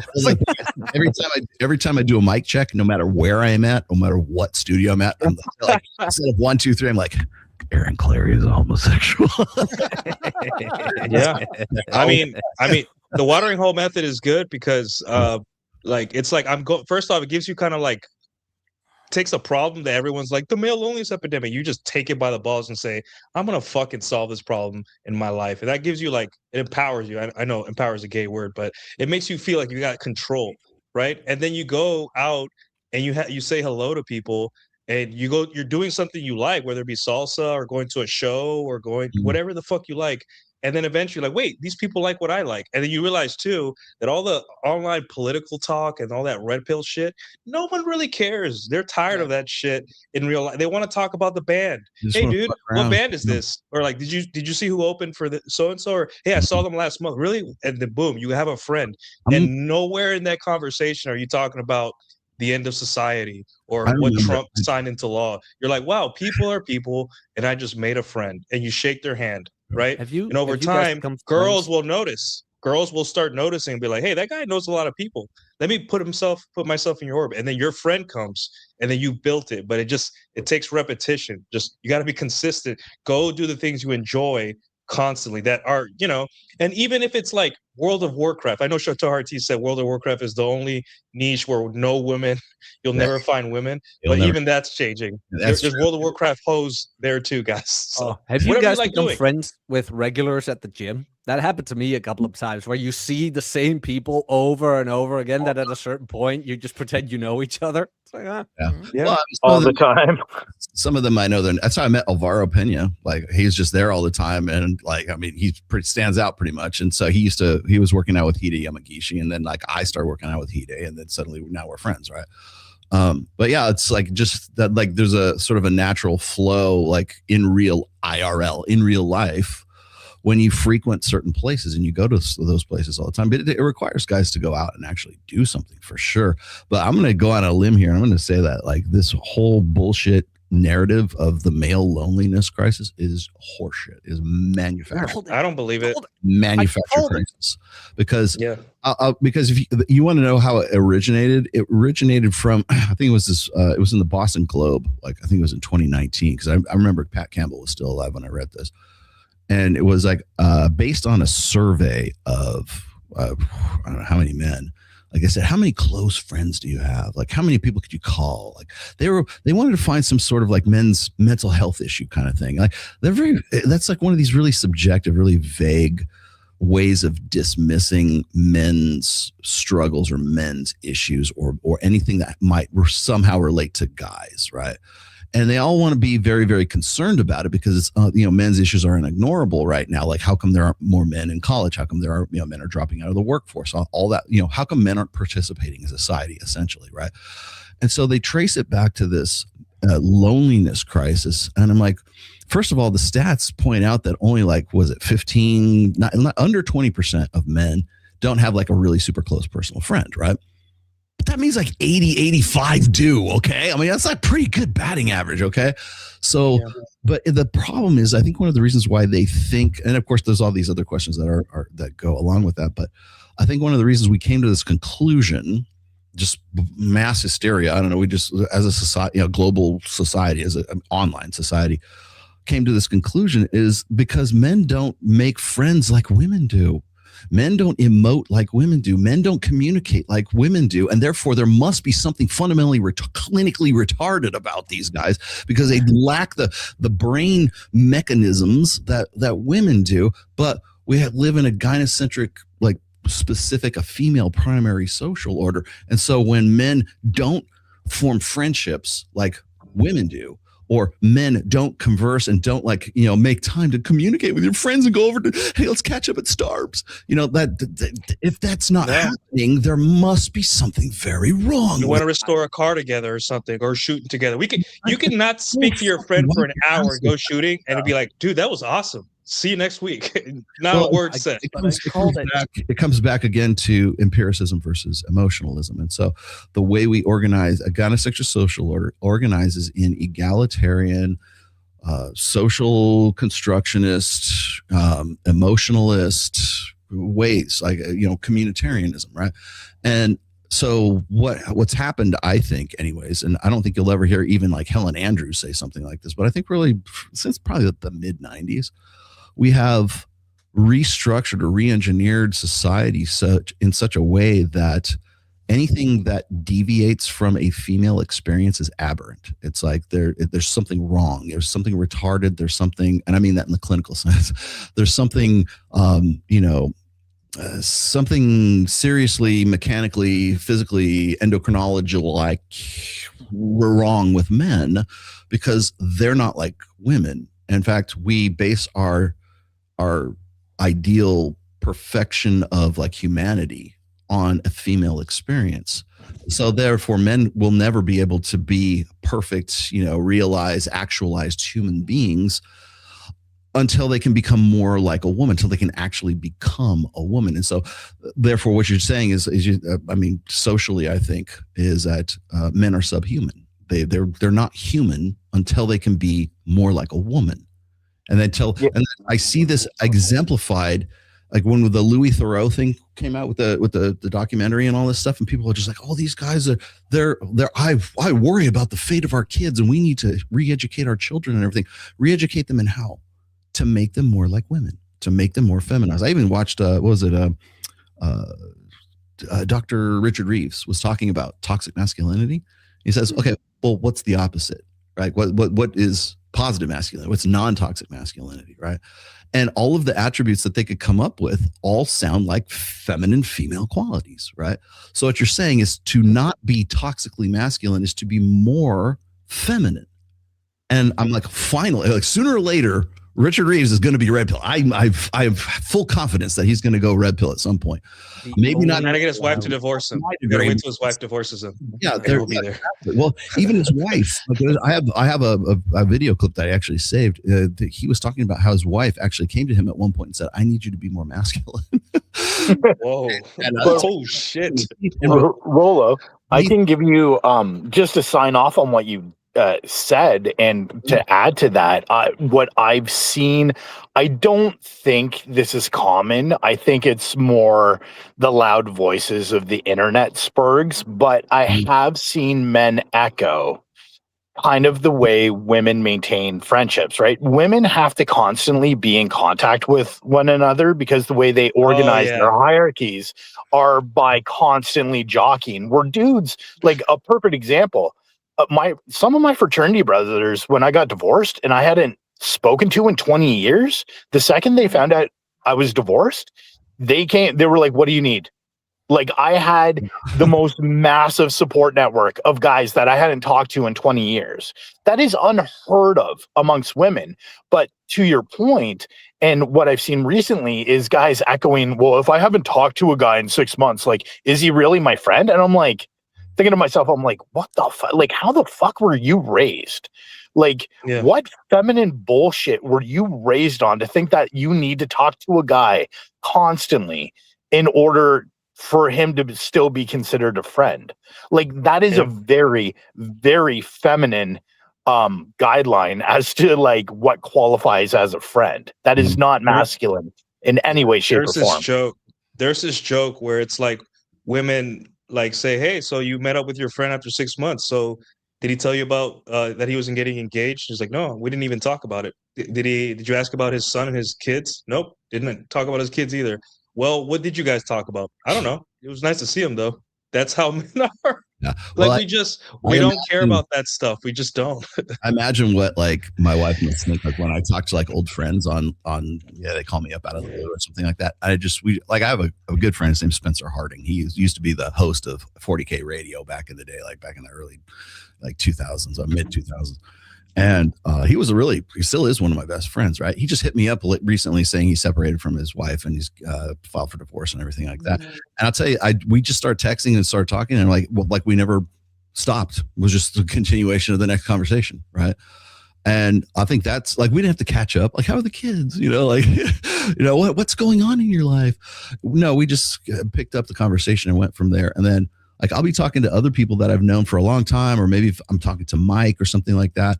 And we have this really kind of short, it takes all of 4 minutes, 5-minute conversation about something like, okay, see ya, bye. And then my wife, what's wrong? Are you guys fighting? No, it's just, that's how we end a conversation. Like me and Aaron Clary, if I'm talking to Aaron, he wants to do something. Okay, we'll do this, bang, call over. And I think to the female mind, that sounds like hostility. Hate each other. Yeah, like they hate each other. Now, do you guys think these young guys understand, like younger, let's say under 25, maybe 28, understand like what we're talking about right now? Like, do you think that they have just different 22-year-old guy right now? Yeah. You know what I mean? Like it's biology. Different. And the thing is, if there's a woman around, they will act feminine, right? This is what I've seen with the younger guys. Like, if there's a girl around, they'll act feminine. But the minute the girl leaves, they're like, they act themselves. It's just like, it is what it is. Like, they have been taught that girls are girls, and they have to like be careful what they say around them because it's 2026, right? But the minute a girl goes away and you're just like, hey dude, look at that ass over there, they're like slowly turn and they're like, yeah, that's really nice. But you can see like they're fighting to be normal. It's sad, but you just gotta like, that's what my dad, when I was 12 years old, my dad would be like, look at those knockers over there. And I was 12. I'm like, Dad, stop. But I get it. Because even your own dad will be like, try to test to see for trust. That's how we trust each other, right? It's not about the woman. It's about gay or straight. Yeah, probably too. I have this. Maybe I'll see if I can dig it up. I watched this little video clip. Do you know who Jimmy Carr is? The guy who's like the comedian. Yeah. That dork. Yeah, he's becoming a dork. He's like the Temu version of the UK version of Matt Rife. Matt Rife does it way better. It's all crowd work, right? And somebody in the crowd asked him about the manosphere. Right. And so he had a lot to say about the manosphere. Right. Oh boy. Of course, it's all derogatory towards, guys, but like, of course, then it's like then you can't be all derogatory. You have to just have something to build guys back up. So he's like, well, we need guys to go back to the pub, and we need guys to go like get together and hang out with each other and everything. And not because we need fraternity, not because we need, we need to address the male loneliness crisis or anything like that. It's so we can police each other's thoughts. Oh, what it is basically like what Nuke was just saying a minute ago. It's like, the conversation, like, dude, the conversation about like, you know, when the woman leaves and you go, oh, look at that ass. What Jimmy Carr's saying, like when that takes place, you're supposed to say, you shouldn't objectify women like that. The Gillette commercial all over again. We're living in the Gillette commercial. Yes. Have you seen our group chat? We are this close to installing the fourth right. You know, like we are not going to control our speech. Have you guys seen this? This is like the partisan. I've been watching this, and this is just for the United States, but there's like even a wider one in like South Korea, which explains the fertility crisis. But it's funny to me, like you look at how women have become way more liberal, and men have more or less kind of up and down, but stayed within that 10 plus 10, threshold right in there, right? So essentially, if you look at this, look at these stats, women have become radically more left-wing, radically more woke, radically more feminist, radically more, and what's that based on? Communitarianism. And it seems to women like this is logic, right? And what happens is you'll get this narrative of these guys. I think this is where the male loneliness crisis comes in. Is right here, actually. This is the male loneliness crisis. It's only just told in political terms, right? Demoralization, psyop. So if you look at the purple line there for women, right? That's in a gynocentric social order. The purple line is what represents normalcy. If we're going to base a society, organizing society, on the female experience being the correct experience, then what this looks like is it looks like men have radically shifted to the right. Right. They've stayed the same. Women have led, but we still consider the female experience the normative experience. And so therefore it must be men who are like aberrant. It must be men who are like just retarded, and there must be something wrong with them. And we need to have more programs, and we need Louis Theroux to do another documentary to tell us what's what. And it's like, no, they've stayed the same. You females, women have gone so far off the deep end, and we think that, and we still think that that's the normative. We think that that's normal. So it's not that men have become more radicalized. It's because we use women as the benchmark for society, and they have gone so far to the left that we think that should be the norm. And then when you look where men are, it seems like they're Neanderthals and they're all want to, repeal the 19th and all this other stuff that goes along with that, which is just, rhetoric from black pill doomers that has been around for forever. But now they suddenly, hit upon that. And it seems like men are radicalizing when in fact it's actually women who are radicalizing, and men have pretty much stayed the same. Can you pull up that chart again? How does that align with Occupy Wall Street? Just asking. When was Occupy Wall Street again? 2000? Yeah, right. 2009. Yeah, 2009. Yeah. Now but I ain't saying. The funniest part to that is like the solution is so goddamn simple. Like, have you ever, like, obviously there's certain structures where if you have a female boss, maybe don't do this, but like it's so easy just to be like, fuck off. And like be like, stop being a fucking neurotic psychopath.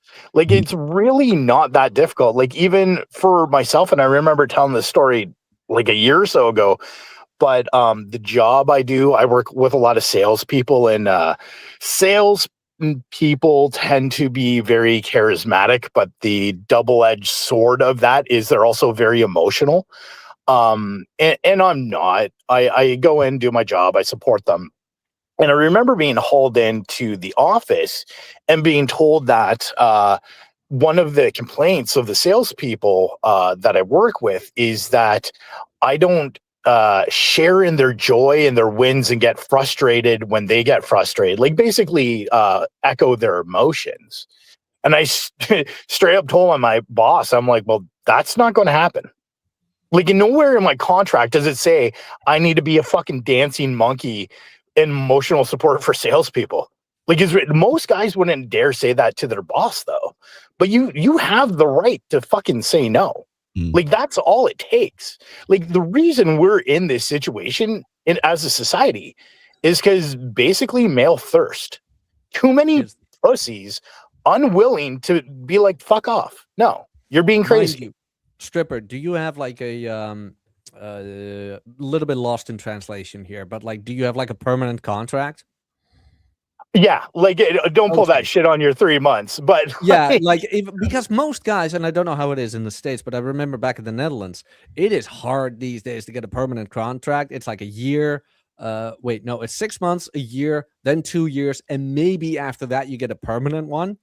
But they will pull that shit on you while you're in your like yearly contract, where it's like, you're not emoting with us. You're not a team player. If you pull that shit then and tell them to fuck off, they will find a reason to get rid of you. So I'm playing devil's advocate here. You are right. Don't get me wrong. You are right, but it's wrong. Yeah, there's obviously ways to go about it. And if it's going to sacrifice your job, no. But outside of your job, in your relationships, or even some fucking Karen on the street, like, who gives a fuck? I know. Yeah. I agree with you, man. Dude, I agree with you. The problem is I've been on the other end of that nonsense where I was like, that's not my job. And within like a week or two, they were like, oh, you just don't fit the team. And it's like, what? My numbers were the best, by the way, but nope, they found a reason, and that, why do you think, and I've said this before and I will say it again, men are not falling behind. We're ahead of the curve, on all of this nonsense. Why are men not applying to white collar jobs anymore? Because of this fucking kindergarten nonsense, And it's fair. Go to the trades. Go work in like I can tell you when you work in like a more blue collar job, because I do a white collar job, very analytical right now, but I've done blue collar work, and especially when you get into lower wages. Like, not to sound like a goddamn feminist, but there is a certain bit of privilege that comes with comfortable economic situations where you can focus more on things like microaggressions and emotions and that shit. When you work with people who their primary concern is living paycheck to paycheck to put food on the table for their kids, all of that shit disappears. All of that fucking like, oh, you hurt my feel, like that shit doesn't fly because they have greater concerns. It's basically like Maslow's hierarchy of needs. The problem they're trying to get home alive because of the job. They probably don't want to cut their fingers off or exactly. The problem is now is we live in such luxury that we can nitpick over the dumbest fucking shit and treat it as serious. Peterson even said that, right? Like all of this climate nonsense, this equality nonsense it all comes from a place of people who have their basic needs in order. Wait, did Stripper just drop? God damn it. Maybe it looks like it. I actually have to bounce though too, guys. So I'll see you later. I got an appointment. Good to see you, Paul. Yeah, good to see you guys. Awesome. Thank you guys. Take care. See you, Paul. Let me get to some of these super chats while everybody's still sort of resetting here. And then it was us again. Way backwards. Oh, there he is. Hang on. Got him. My observation is a lot of boys had no fathers that could be an example to them about male bonding. True. Or they had very blue pill fathers. Like you got to remember, I've said this in actually as far back as Positive Masculinity, you have a generation of blue pill boys who were raised by blue pill fathers, right? Let's see. Guys need to have real experiences that bond them: hunting, fishing, camping, weightlifting, etc., and just enjoying life and learning to rip and insult each other in good fun without being a berg. Okay. Yeah, I mean that's one of the premises of my group Reignite is like I get these guys and we go out deep sea fishing, right? We'll go out to the gun range. We go out and I don't know, maybe it's just me. I'm like the fidgety kid on Adderall. I want to go out in the playground and play. I don't want to be in a classroom setting if I'm trying to, communicate and teach guys stuff. So I'll go out and go deep sea fishing. We'll go to a gun range. We'll go out on ATVs. We'll go out to like Top Golf, whatever it is. And that's where the classroom is, as far as I'm concerned. It's like when guys have a shared goal or a project or shared interest, that's where the real communication between men begins. Is like there has to be something that we're both working on. When you look at things like people hate using this example because I'm sure the trads will come out of the woodwork, but like guys going and coming together to build the ancient cathedrals and the Gothic cathedrals in Europe, right? They were building churches that only their grandchildren would see or their children would see, right? But they're starting on it, but they still did it. Well, why? Because it's men coming together in a shared interest, in a shared project, and this is what we're going to do, and we're going to keep building this generationally until this thing is the baddest ass church in Western Europe. The same thing you could say that about a lot of different human endeavors, is that they're men coming together to solve problems, to complete projects, do things creatively, do things constructively, sometimes destructively. But it's still guys getting together. And that's how men, like when men organize, I think that's one of the reasons why women fear the manosphere, or they fear uniquely male spaces, is because it is a time and a place where men gather together, and they might start talking about how hot that chick's ass is, right? Or they might actually take it upon themselves to say, you know what, we're going to organize and we're going to take back authority. And that is what frightens them more than anything. If you look at like the male loneliness epidemic, if you look at the sort of atomization of men since 2000, right? In every instance, it is always meant to separate. It is always meant to isolate guys. Like that's why the disillusion of male spaces is a thing. That's why when we look at like individual problems for guys dropping out of society, what are they doing? They're staying at home. What are they doing? Playing video games and stroking off to pornography and very solitary, singular activities, right? Well, why would they be doing that? Well, what else do they have? Where are they going to get together? Where's the boys club? Where's the Boy Scouts? Where's the club? Where's the Elks Club? Where can guys like gather and actually do that without having someone try to tear it down? And I think that has been sort of like this unitary purpose really since the rise of the internet, more or less. We are more socially isolate guys, and we sell we're like right now we're all together, but we're not. I'm here alone in my studio right now, and so are you guys. And we kind of like sell the internet as this big extroversion when in fact it's really an introversion.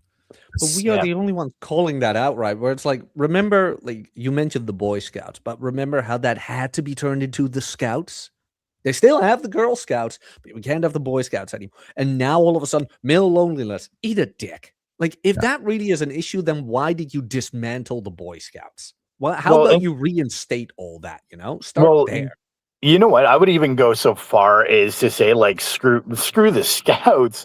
Like, take small actions. Like, here's a perfect example. Like, this morning before I hopped on here, every 2 weeks, I have a buddy, and we just walk. We go to an indoor track. We spend an hour and a half. We shoot the shit. We talk about politics. We talk about concepts. We talk about red pill shit. Like, we just shoot the shit and catch up. And then I have other buddies that I'll go do activities with, right? Like screw the Scouts. Like, I get where you're coming from, Jack. But at this point, any institution that's been around for a while and is now corrupted, you might as well just burn to the ground and start something new. Like, if you really wanted to, like, I have a young son. He's got, for his birthday party, they all the kids went bowling.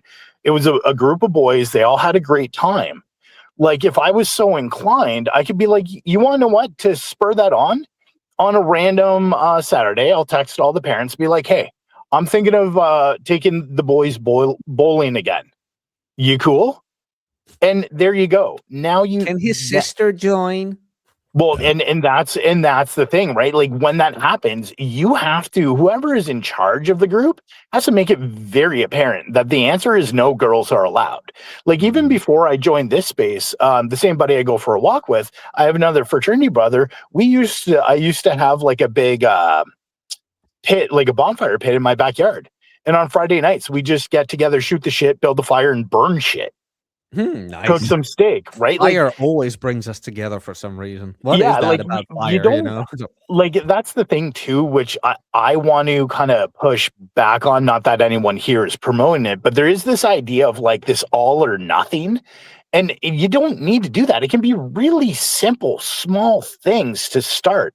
And once you get into the habit of building those communities of men, only men, gatekeeping for men, eventually at some point either one of the guys will have a problem, maybe he needs a deck built, like who knows?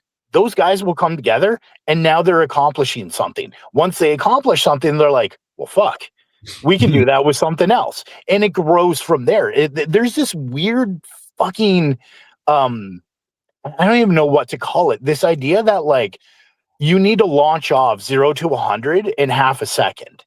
And anyone who's ever accomplished anything knows that's not how it works. Yeah. You're right. You're right. One strategy I came up to like for the whole like male group and then women coming into it is that you have to assign them responsibilities that you would to men, and they usually leave, right? So let's say you have a poker night with your buddies, right? Or you play in a band or something. A girl's like, hey, I want to play too, or whatever. I want to, just like you would tell your friends, hey, it's your job to bring snacks, to bring the dip, the chicken dip, and all that stuff that we usually eat. It's your job to order the pizza. And when it's the girl's turn, give her responsibilities, right? Like, hey, it's your turn to do this, this, and that.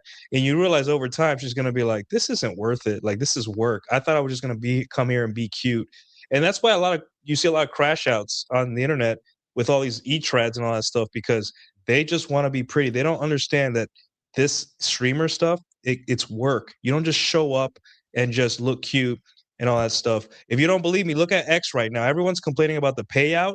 These people that all they did was copy and paste someone else's work and put it as theirs, and they're just like, why am I not getting $3,000 a week every 2 weeks like I used to? Well, you're not doing the work. Time's up. And that's how you do with women. Like, I remember what I would do is me and my friends, we'd play like pickleball or like some kind of sport sometimes, right? And then I'd be like, yeah, it's so-and-so's, the girl, like whoever girl's tagging along, right? It's your turn to bring the rackets. It's your turn to bring the snacks, the water jugs, all that stuff. It's your turn, right?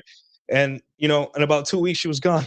She didn't come back because like, oh shit, I actually have to like contribute. And that's why girls get into these groups.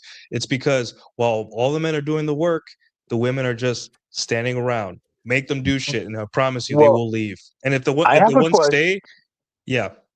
I have a question for Rolo, and it's because like Nuke, you and Jack are younger than I am. I'm not. I'm kind of like in the middle between you and Rolo. But Rolo, like yeah, growing up, I remember, and it's still this way with my friend group, even after like most of us are married, is when you're doing something, it is acknowledged right off the bat. Is it co-ed or boys only? Right. Yeah. And like, yeah. I don't know if the younger generations do that. Like, that was an assumption right off the bat. You're like, okay, we're going to do this. Boys only? And you'll get like, yeah. Okay, cool. And it's understood that it's boys only. Like, I don't know if guys do that anymore. That used to be the default. It used to be the default. Like, that's why we got the term co-ed, is because the standard was boys only. That's how you got the term co-ed, right?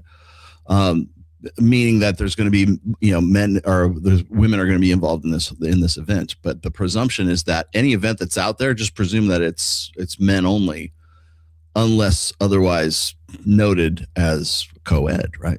Co-education. That's where it came from. Like the men and women, co-education of men and women. That's what it comes down to. But yeah, I mean, that used to be the way. As far as I can even remember as far back as like maybe like the mid '80s or something like that, where that was happening. But there's a presumption of it already being a male space, unless it was like the Girl Scouts, obviously, unless it was something that was like very specific to women. But now I think, I remember when, was it Condoleezza Rice got her first, I don't know how, she became the first female member of Augusta, like the golf club, right? And they made a huge, huge deal out of that. And it was about the same time that the Boy Scouts was getting like reorganized to be like just the Scouts. And what happens is you have these traditionally like long-term male organizations that are, they're assimilated by a female imperative, and that's across the board. It's not just golf clubs. It might be Warhammer 40,000 with new female custodes, right? Or it might be like them putting women into position, and it doesn't improve the game. It doesn't improve the narrative. It doesn't improve the art. The art was what it was, but it needs to be inclusive. It needs to be this. No, actually it doesn't. In fact, the reason why it's special and that's unique is because it's non-inclusive, right? And I don't think people really realize that you're just basically creating this homogenous, stagnant, creatively stagnant society as a result of that, because it always has to include the unnecessarily gay couple, right? It has to always include, the woman in power, right? There has to be a strong female lead. And it's like, it's boring. It's cliche now. Like, it's so overdone right now that it's cliche, but that all comes from like the reason why we think of that as being a necessity is because it used to be that was just how it was. This is, from a male perspective. And then that's what made Ellen Ripley in Alien unique. That's what made Sarah Connor unique. That's what made, there have been strong female leads through, despite what everybody would tell you. There's been plenty of strong female leads all through the 80s and the 90s. You just have to look for them, right? Yeah, I think from like a practical standpoint, like actionable for guys, I think, because I work with some young Gen Z guys, and I don't know, like I don't have a large enough pool to make an assessment, but from what I've seen, when they go do whatever, it's assumed that girlfriends are included or can be included. And I think it would actually be incumbent on young men to get out of that mindset or frame of thinking and really establish like boys only nights where, like, I don't care how horny you are, fucking save it for when the night's over. Like, just have a boys night.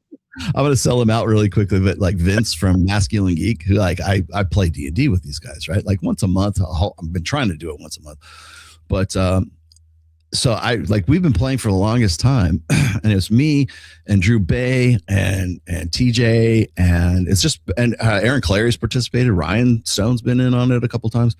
Hell, even Jack played once with us once. But like one time, I swear to God, I was just joking around. I was like, okay, guys, Torsha is going to come and join us tonight. And she's going to play this character or whatever. She's going to be this barbarian or something like that. And Vince was like, no, oh God, she is not going to. He was like, he thought it was serious, right? And that, so of course I start ribbing him as a result of that. But the thing is like, he was like very adamant that she not be involved. Like I would never do that, but I knew that it would get him because it's a boys club. That's like, it's just for us guys, right? And so every time I see like a picture of like Red Sonja and she's in like some chainmail bikini and it's like some chick doing cosplay, I go, what if I got Tori to wear this when we were playing? Can I have her come then? And they're like, no. But for the longest time, they took me seriously, and I was like, oh. Vince is really like, he's really about like the guys doing their own thing. Yeah, so, and I appreciate that too, and I'm glad he's like that. Let me get to the rest of these real quick. Also, why the fuck aren't men being invited to baby showers? Jesus Christ. I couldn't think of anything else I'd not want to do. Yeah, the most least thing I want to do. Seeing dating men report a lack of sexual energy from women. Essentially, they're front-loading beta bucks earlier. Some saying red pill is becoming outdated. Rolo had an exchange on this recently. Thoughts? Oh, God.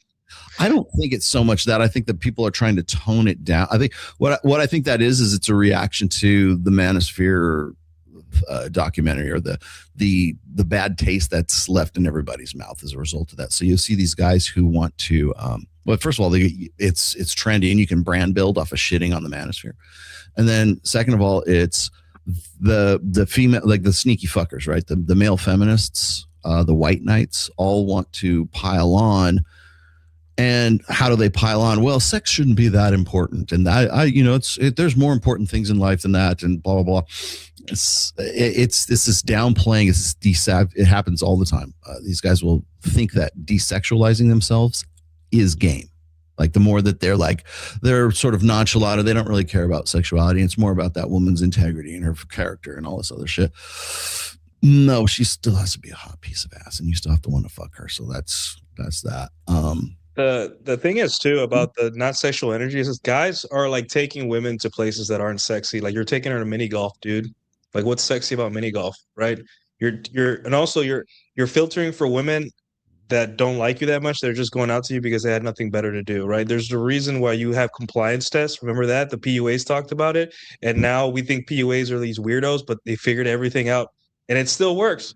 Like, Rolo, what was your compliance test? Hey, hold my drink while I play this set, right? It's just checking for desire. Yeah, it's just checking for desire. So when guys come to me like, hey, this girl said this, I'm like, she's not into you, bro. And that's what the hardest that they struggle so much. They're like, but she's answering my messages. Yeah, women love to waste men's time. It does not matter. Like, is she shit I get off the pot?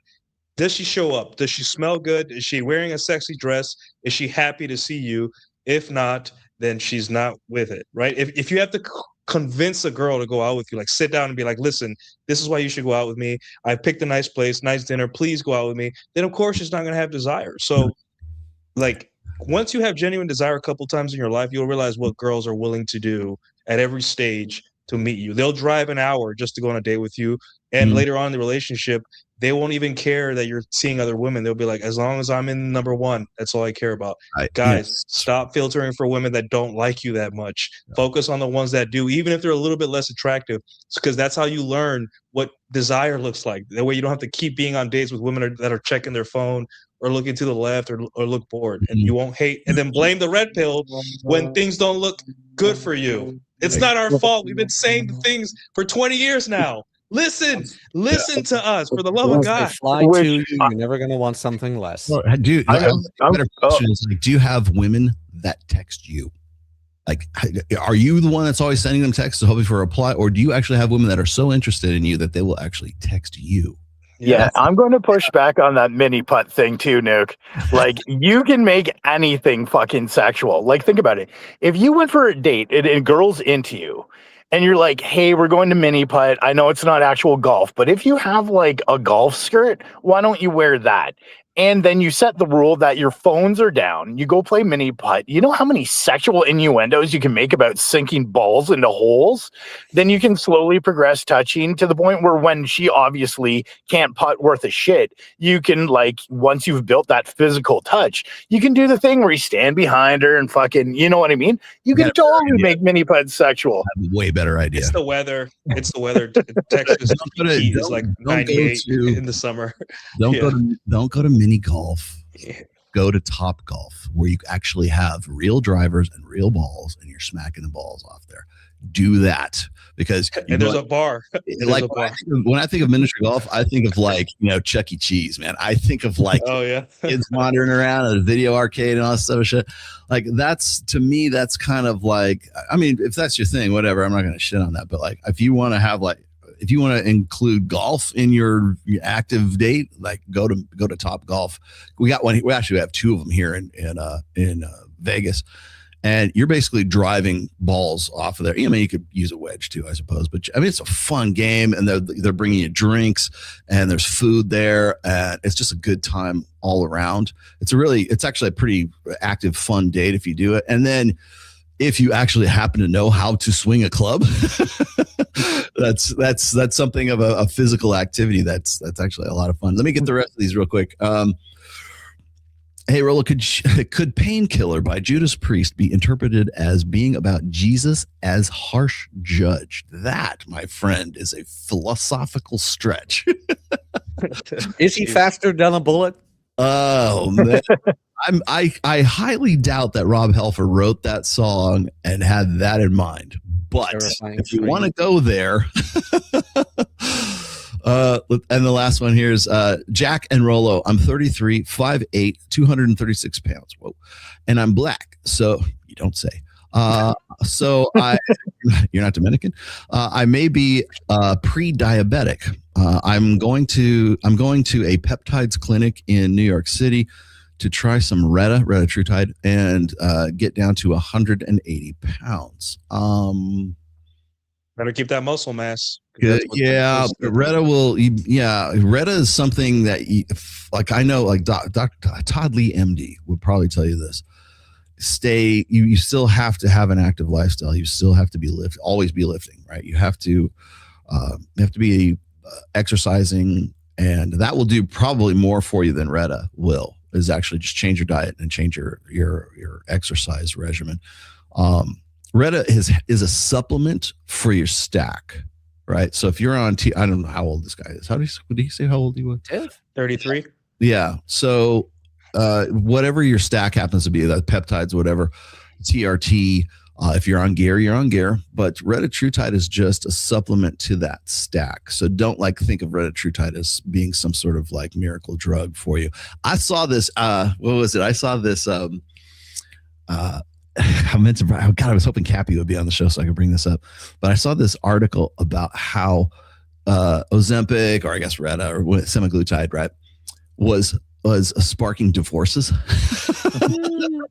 as having them, and I'm like, it's not because like the changes of biochemistry. It's because the chicks get thinner. They don't want to be with that motherfucker anymore, and they want to get with the hotter guy because now they're getting like male attention as a result of them trimming down. Right? Didn't Amy Schumer do that? Yeah, she lost a shit ton of weight, divorced her husband. There's talk to divorce lawyers. That's what they're saying right now. It's all like when one partner loses a lot of weight, the divorce is next on the line. Unless they both lose the weight and the guy kind of like, isn't afraid of showing, like running dread and all that stuff. But still, man, good luck. It's funny to me that's the case, because what happens if you through whatever means, if you improve women's sexual market value, or like at least even marginally, then suddenly divorces start. Same thing happened with hormonal birth control. Oh, now I don't have to be fucking this guy. I don't have to worry about getting pregnant by fucking other guys. I'm divorcing this guy, and I'm going to go be an empowered woman of, strong, independent woman.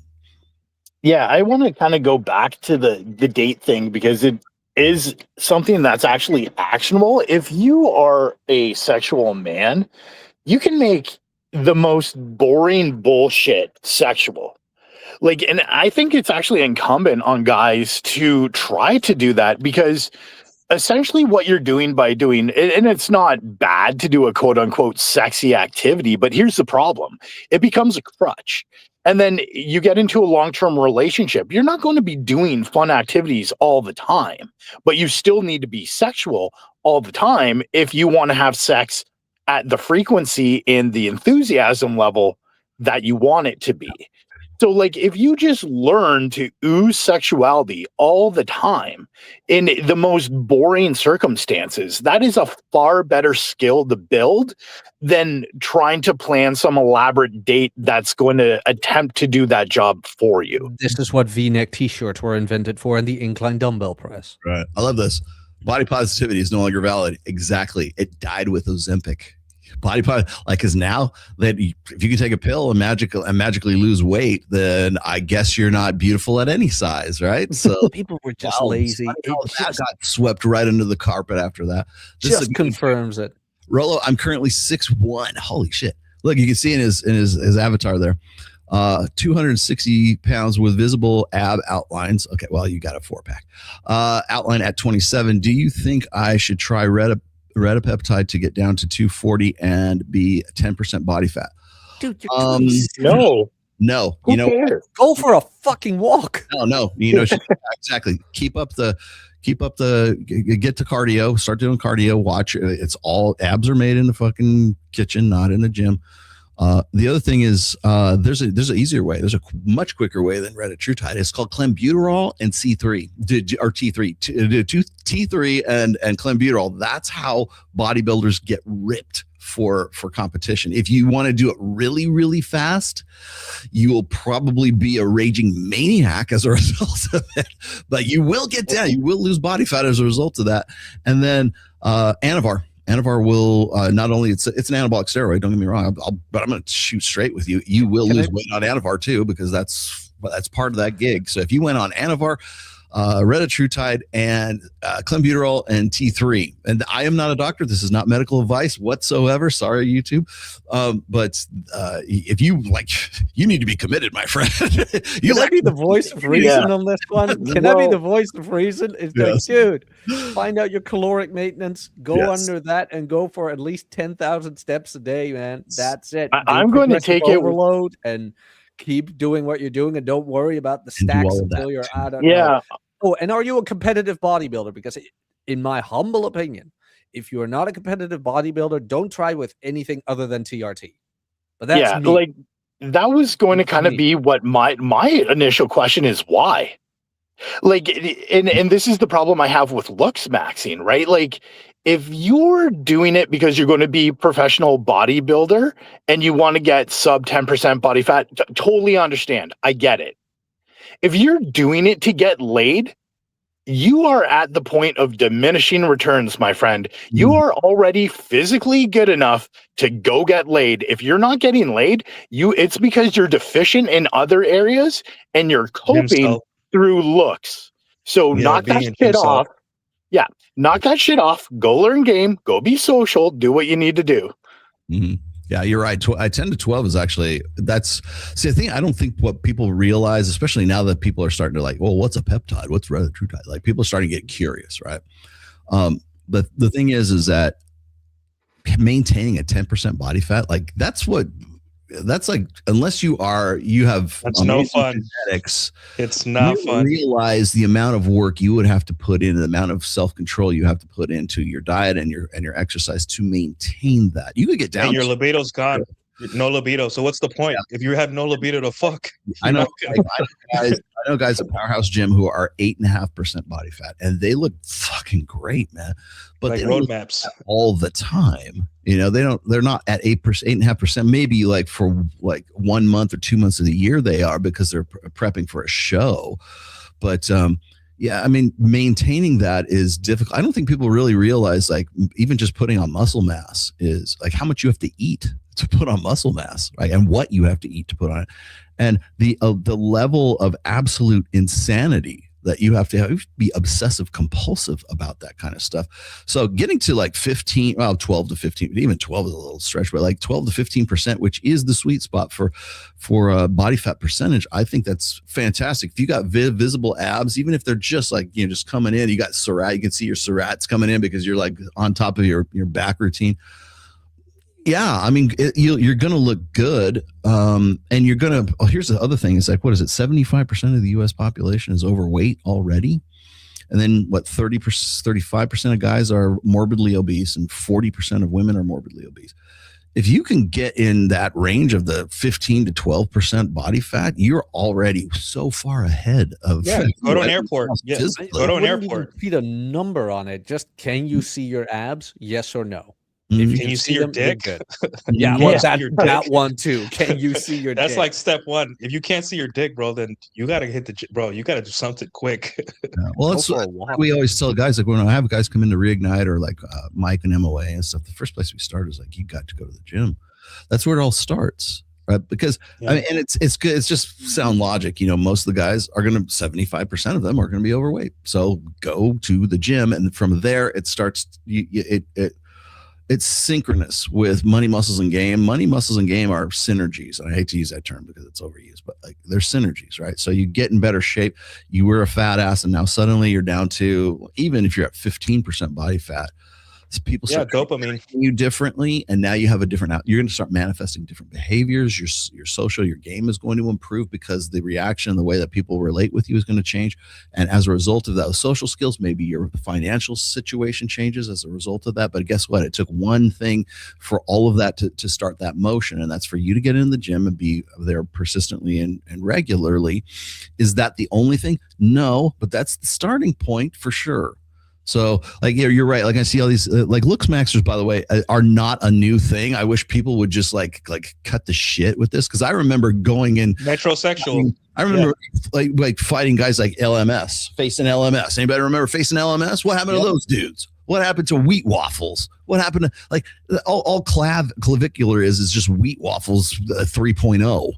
it's been around for forever. You notice, by the way, I don't know if you saw that, but somebody tweeted it out. They were tuning in on his Kick live stream, and he had significantly fewer viewers than the attention he gets on Twitter, where it's like, wait a minute, something ain't adding up here.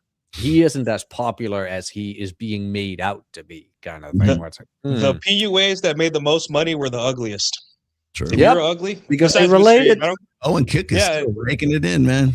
Yeah, dude, Owen, Owen is a guy I'd love to have a drink with. He just comes across as such a social guy. He's in Vegas, and he fluctuates between here and Los Angeles all the time.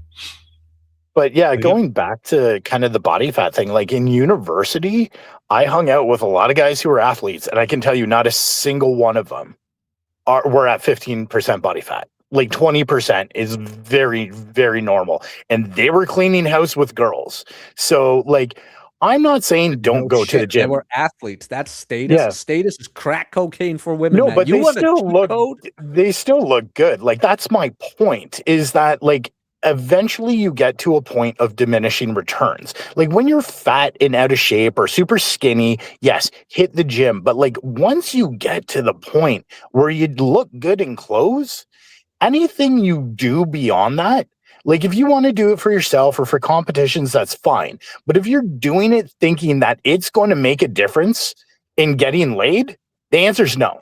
Oh, like straight out no. There's a Goldilocks zone for everything about attraction. That's what guys don't get. It's like either you're do collab and break your face, or you're a fat fuck in your mother's basement. I'm like, dude, there's a Goldilocks zone for game. There's a Goldilocks zone for physique. There's a Goldilocks zone for everything. Everything. There's a Goldilocks zone. There's also So find it. Just find the Goldilocks zone. It takes a little bit of time, and you'll realize, hey, if I put on this shirt and my chest sticks out more than my stomach, that's enough to get these girls to kind of like side eye me and look at me a little bit. Looks like I'm in. Looks like I already got a ticket to the dance. I don't need. But there's also if I do more, it's for my own personal, because I just want to achieve greatness, which is fine. Like sometimes you just want to leave humanity behind. I can't tell another man what to do, but at the same time, find the Goldilocks zone. There's a Goldilocks zone for literally everything. But there's also something guys don't realize, where the more in shape you get, like the better looking you get, you're going to face a lot of rejection as well, because there's one thing women do not like, and that's expectation. Yep. It's like, if you think you're going to get, you're going to get a couple of more looks, sure, but you're also getting a shitload of rejections because girls are inherently pretty lazy. You got to remember, she won't even drink in front of you. She won't even have a donut in front of you. She'll be scared. Yeah. There's an Overton window to everything, and I even wrote about that. I called it the self-buffering, right? Because women just automatically assume that they're going to be held to the same standards that you hold yourself, which causes too much anxiety and will actually nuke relationships or the potential thereof. It is a thing. I've seen it happen multiple times in my life. So this idea that you can max everything and that will solve problems is fucking idiotic. I'll even tell you, a guy we all know here that I won't mention his name, but we DM one another a lot of times because both of us do very well sexually. And even then, you still run into fuckboy bullshit problems. Oh yeah. Well, I'll put a period on this whole topic here real quickly. But you guys know I've been working with Mike Sartain for 3.5, almost 4 years now. Right? Michael Sartain. Yeah. Mike is okay. Never heard of him. No homo, but Mike's a good-looking guy. Facially, he's very symmetrical. He's very outspoken. He's got a good voice. He can, he's an MC. He broadcasts himself very well. He's very likable. He's very social. His social skill, he bases MOA on social skill game, social circle game, right? And Mike has done several videos about how like women fuck you based on status, right? It's like, you could be good looking. Sometimes being the best looking dude, looking good is status. It's status. So, so I've talked to him about this on a few occasions, especially now that clavicular has become a thing, right? But like I started thinking about this, and I go, I've known Mike for the last 3.5, 4 years, and I've never seen him. I know all of his girlfriends. I know all the girls he's fucking. I know all the girls he's had 3-ways with. I have, I've been there. I've seen it happen, right? So it's like when I look at Mike is not at 15% body fat. Okay. Mike is not a bodybuilder person. He's in good shape. He's in decent enough shape, but he's not flexing his abs at Wet Republic. Okay. He's a good dude. He wrote, like, there's other ways that Mike has learned that work best for him and his girlfriend. That's not his girlfriend right now. She's stunning. I mean, she's got, she's exactly the Las Vegas girl archetype that you would think. And he's always been with women like that. I've never seen him with anything less than an 8 and an 8.5 or a 9, at least in my book is concerned, and not based solely on his looks, but his status, his game, his stature. Yes. Does he have money? Of course he does, but he doesn't lead with his wallet. You got to earn his trust, and you got to earn his, or if you want a relationship status with him, there's a list of requirements for that. He's very good at what he does. But again, he's good looking enough to get his foot in the door. And then everything else after that is status, it's game, it's personality, it's charisma that goes along after that. That's why he's good at being a host. That's why he's good at being an MC, is because he's definitely extroverted. And I'll stop watching right now, but I will say this is like, it's not, I mean, he's good looking enough. And that's what gets him in the door with some of the best looking women I've ever seen. You don't have to break your face to talk to a girl. You don't have to take. You don't have to break your jaw. Exactly. Well, so now I'm going to be and I'm going to play devil's advocate right now. You still have to have a look, and you still have to have style. Yeah. Be just guy. You can't just be Dockers in a sensible button down shirt. You have to have something about you. There has to be something that is unique about you, whether that's your style. Sometimes, like I've said in the past, a great physique is the best form of peacocking. Like, if you're the guy that walks into the room and you're clearly the tallest and has the best physique, that's status that is visible right there. Right. Well, you can't, like, game and status and all this other stuff it works, don't get me wrong, but nothing like, all of that is no substitute when your shirt comes off at the beach. Right. So there has to be something done there, but I would argue that it's not the only thing. That's where looks maxers fall off. They think it's the only thing. Well, and I would argue that that's with not just with looks, right? Like, women want a well-rounded man. They want the whole package. Now, and guys, what they'll do is whatever they find easy, they will attempt to lead and max with that. You see it all the time. The guys who don't have charisma but are really smart and engineers, they will lead with their wallet. The guys who are hit the gym and can get a 6-pack are going to double down on looks. And it is the stupidest strategy to get women, because women want it all. Like, whatever you're deficient in, eventually in a long-term relationship will come to light. So you are better off being 7 out of 10 in everything you can possibly be than being 10 out of 10 in one category. Yeah, I agree. I was going to say is that one of the only things I've disagreed with, like Rich, I agree with Rich Cooper on pretty much everything, right? One thing that's always talked about is like, what you probably heard him say this. It's like, don't chase women, chase excellence. Like, what the fuck is that? Right? And I think what happens is, guys, when we're talking about money, muscles, and game, whatever that guy's strength happens to be, those guys gross out in that one area, right? So, 100%. If you make a lot of money and you get chicks because you have a lot of money, suddenly your outlook on women is, well, they're all whores, or they're all gold diggers, so I'll just make a lot of money, right? If you are very, very good looking and you're poor and you don't have any money and you are you're kind of game deficient or social skill deficient, and all you do, and you get laid because of your physique, you'll say, well, they just want, like, it's all about looks, right?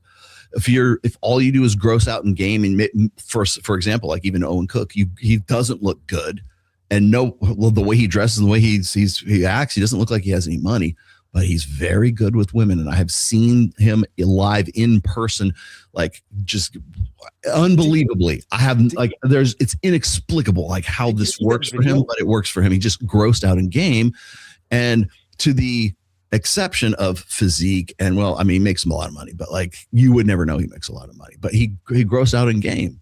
and that is what works for him.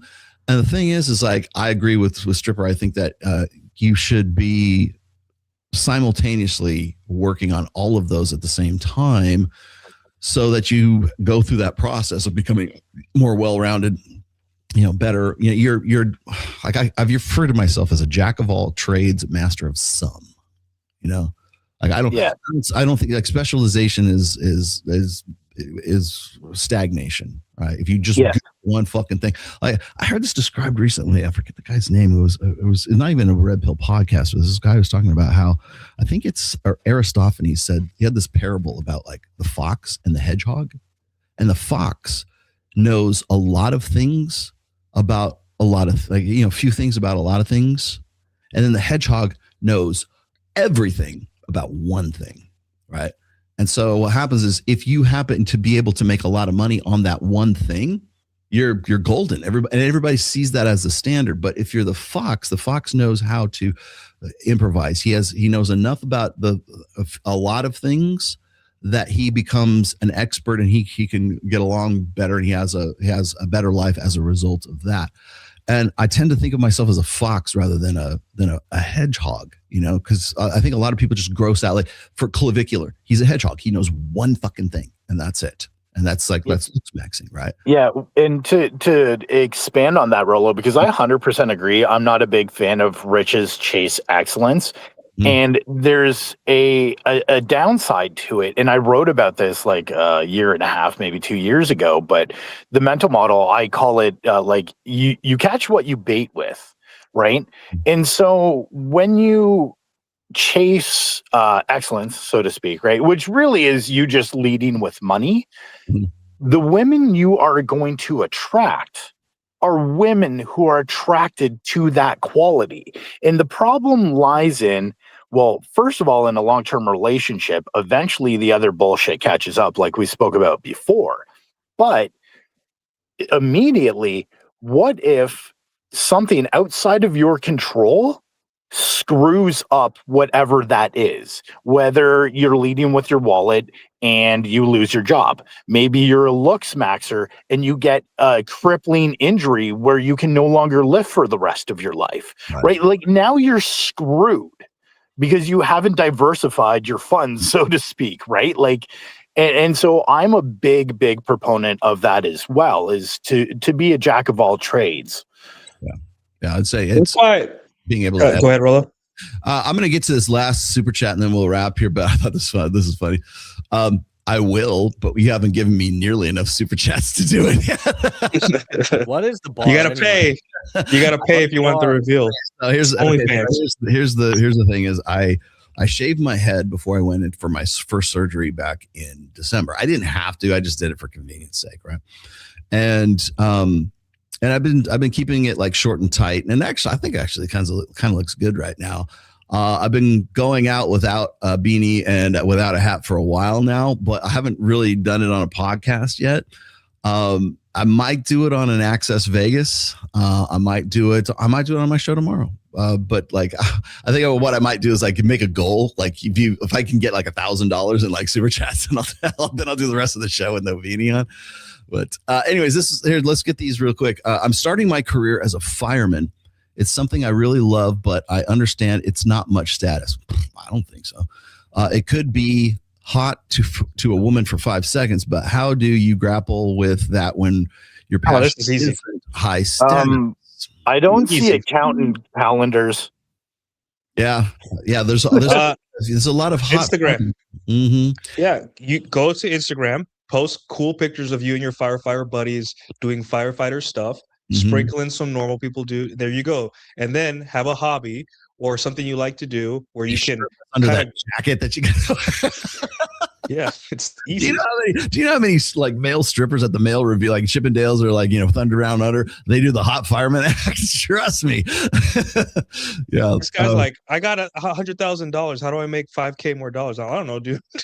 Well, and then so high status. Well, first of all, like, one of the things that Mike and I were talking about is the status to income like relation for women. And I know it was. We were talking about how like how guys don't like, we don't like, most men don't really care about what a woman does, right? We don't care about the high powered executive. We don't want to get with a woman who's like super rich, boss babe bitch. We'd rather get with the nice feminine hot girl who works at Applebee's, right? And of course, everybody has to say that's not how it works. It's assertive mating. And look at Jeff Bezos and Lauren Sanchez. Don't ever look at Lauren Sanchez and Jeff Bezos as an example of assertive mating. But the idea is that like high-powered, highly successful, high-status men tend to seek out high-status women. No, they don't. And the thing is like there can be, because here's the difference. There can be guys who have a high-status job, but they don't make the kind of money that Jeff Bezos does, right? Or they make a lot of money and it's a low status job. So I know guys who are welders. I know guys who are plumbers. I know guys who are like, dudes who have own their own business, but it's like they're trash collectors or whatever it is. It's a low status job, but it's a high paying job. Well, where's the benchmark between who's high status at that point, right? The guy who has a lot of money who doesn't work in a really glamorous industry, or the guy who works in a glamorous industry and he doesn't make shit. Most rock stars broke ass. Every rock star is broke ass, with rare exceptions, are broke ass. I'm also going to throw this out here is I know more than a fair share of attractive women where it's not even money or status that attracts them, it's competence. Yeah. And when you have a blue collar job that you do well, whether you're a bricklayer, an electrician, a plumber, a carpenter, there are women that are highly, highly attracted to that. Well, competence. It's like his last thing, like, how do you grapple with that when your passion isn't high status? Like, buddy, I mean, there's plenty of women out there, man. Like, do you go out and things like that? And don't lead with it. I think. Have you ever watched Fire Country? It's on net or it's on Paramount. But no, I mean, like fire. Like there's sexy fireman calendars for fuck's sake, dude. I think you're okay. I think you're all right with it. Now, you're not a rock star, but like you're kind of. I think one of the reasons why women like the sexy fireman sort of like archetype is because they're accessible. He's not on stage. He's out there fighting fires and doing good, but he also looks hot because you have to stay in really good shape to be a firefighter. So it's almost like this. It's not out of vanity. It's out of necessity. He's lawful. Warrior. He's hot, but he's lawful good. Have you ever seen that guy on Instagram that just chops wood? Yeah. Dude, his female following is fucking insane. There are women taking like cuts of him chopping wood and then posting how they're basically wetting their pants and posting that on Instagram for others to see. Yeah, like he probably needs a bouncer now to keep these women away.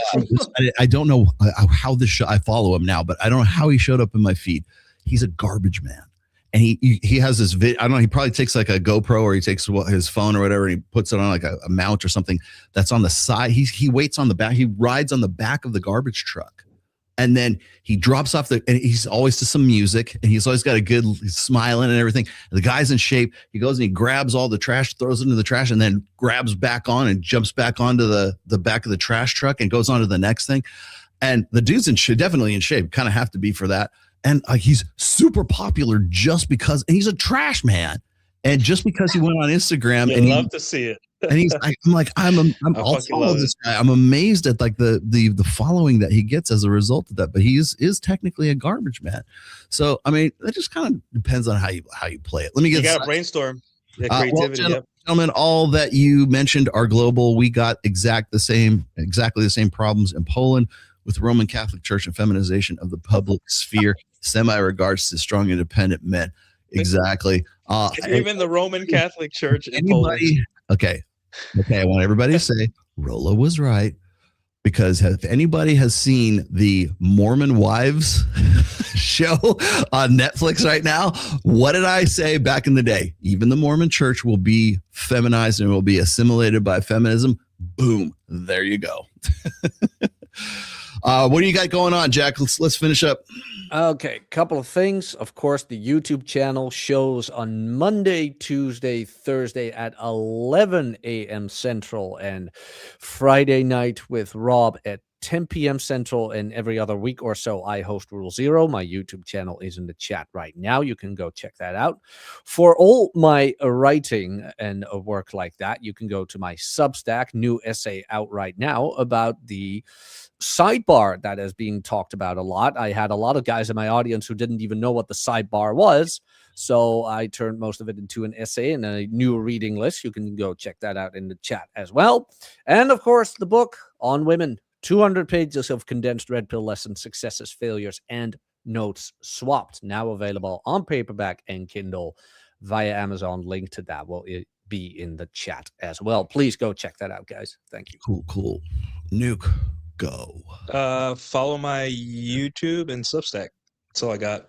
There you go. Stripper, I follow you on Substack. What else you got going on? Oh, do you? Thank you, sir. Yeah, so this is actually something I am going to promote. So on April 17th, which I think is this Friday, right? Yeah. I will be doing the first sex ed Q&A. I got 4 good questions that were asked by my subscribers, and we're going to go over them in detail. It's not going to be like game theory or this stuff. It's literally going to be very sex ed, very biology based. Learning basically how the body works, where erogenous zones are, going over issues guys can have. So it's going to be the sex ed you probably should have got in high school, but you're getting it now as an adult. Cool. Excellent. And as far as what I am doing tomorrow, I will be on my show, 1 p.m. Pacific, 4 p.m. Eastern, The Rational Male. I am probably going to be doing it here because I think Kyle is celebrating Miguel's birthday this week. So I think he's got the day off. Speaking of the 17th, I will be at Babes in Toyland at Blake Shelton's Old Red, which is like a country kind of bar here in Vegas. It's at the rooftop. That's going on. If you guys want to come by and say hi, I'll be there with my wife, and probably Leona will be with us too. Leona Logan. And then Mike's doing his thing there, but it's a really fun time. It's for charity. It's Babes in Toyland once again. And then May, I've got middle of May, I'm going to Miami, go see the guys in Fresh and Fit, probably at a Danza project. My Reignite group is meeting up there. So if you want to get involved in the Reignite meetup in Miami, just go to reignitealpha.com and talk to Joe Marone, and he'll get you all set up. And then the fishing trip is officially booked there. I have no more seats available on that. So we are all paid up and ready to go. So myself included, all 6 of us, we'll be going out on the 14th of May. So with that said, and then of course you can always buy this book on Amazon. I got to match Jack's Riz. Isn't it the other way around? Yeah, exactly. I should match yours. Something like that. But yes, Kindly Myers will be there. She's at every last one of these. So anyways, guys, I will see you later. Thanks for joining us. And who has the duty next? Nuke, I think you're the next one to do. Yeah, most likely. Okay, so on Nuke's channel next Saturday.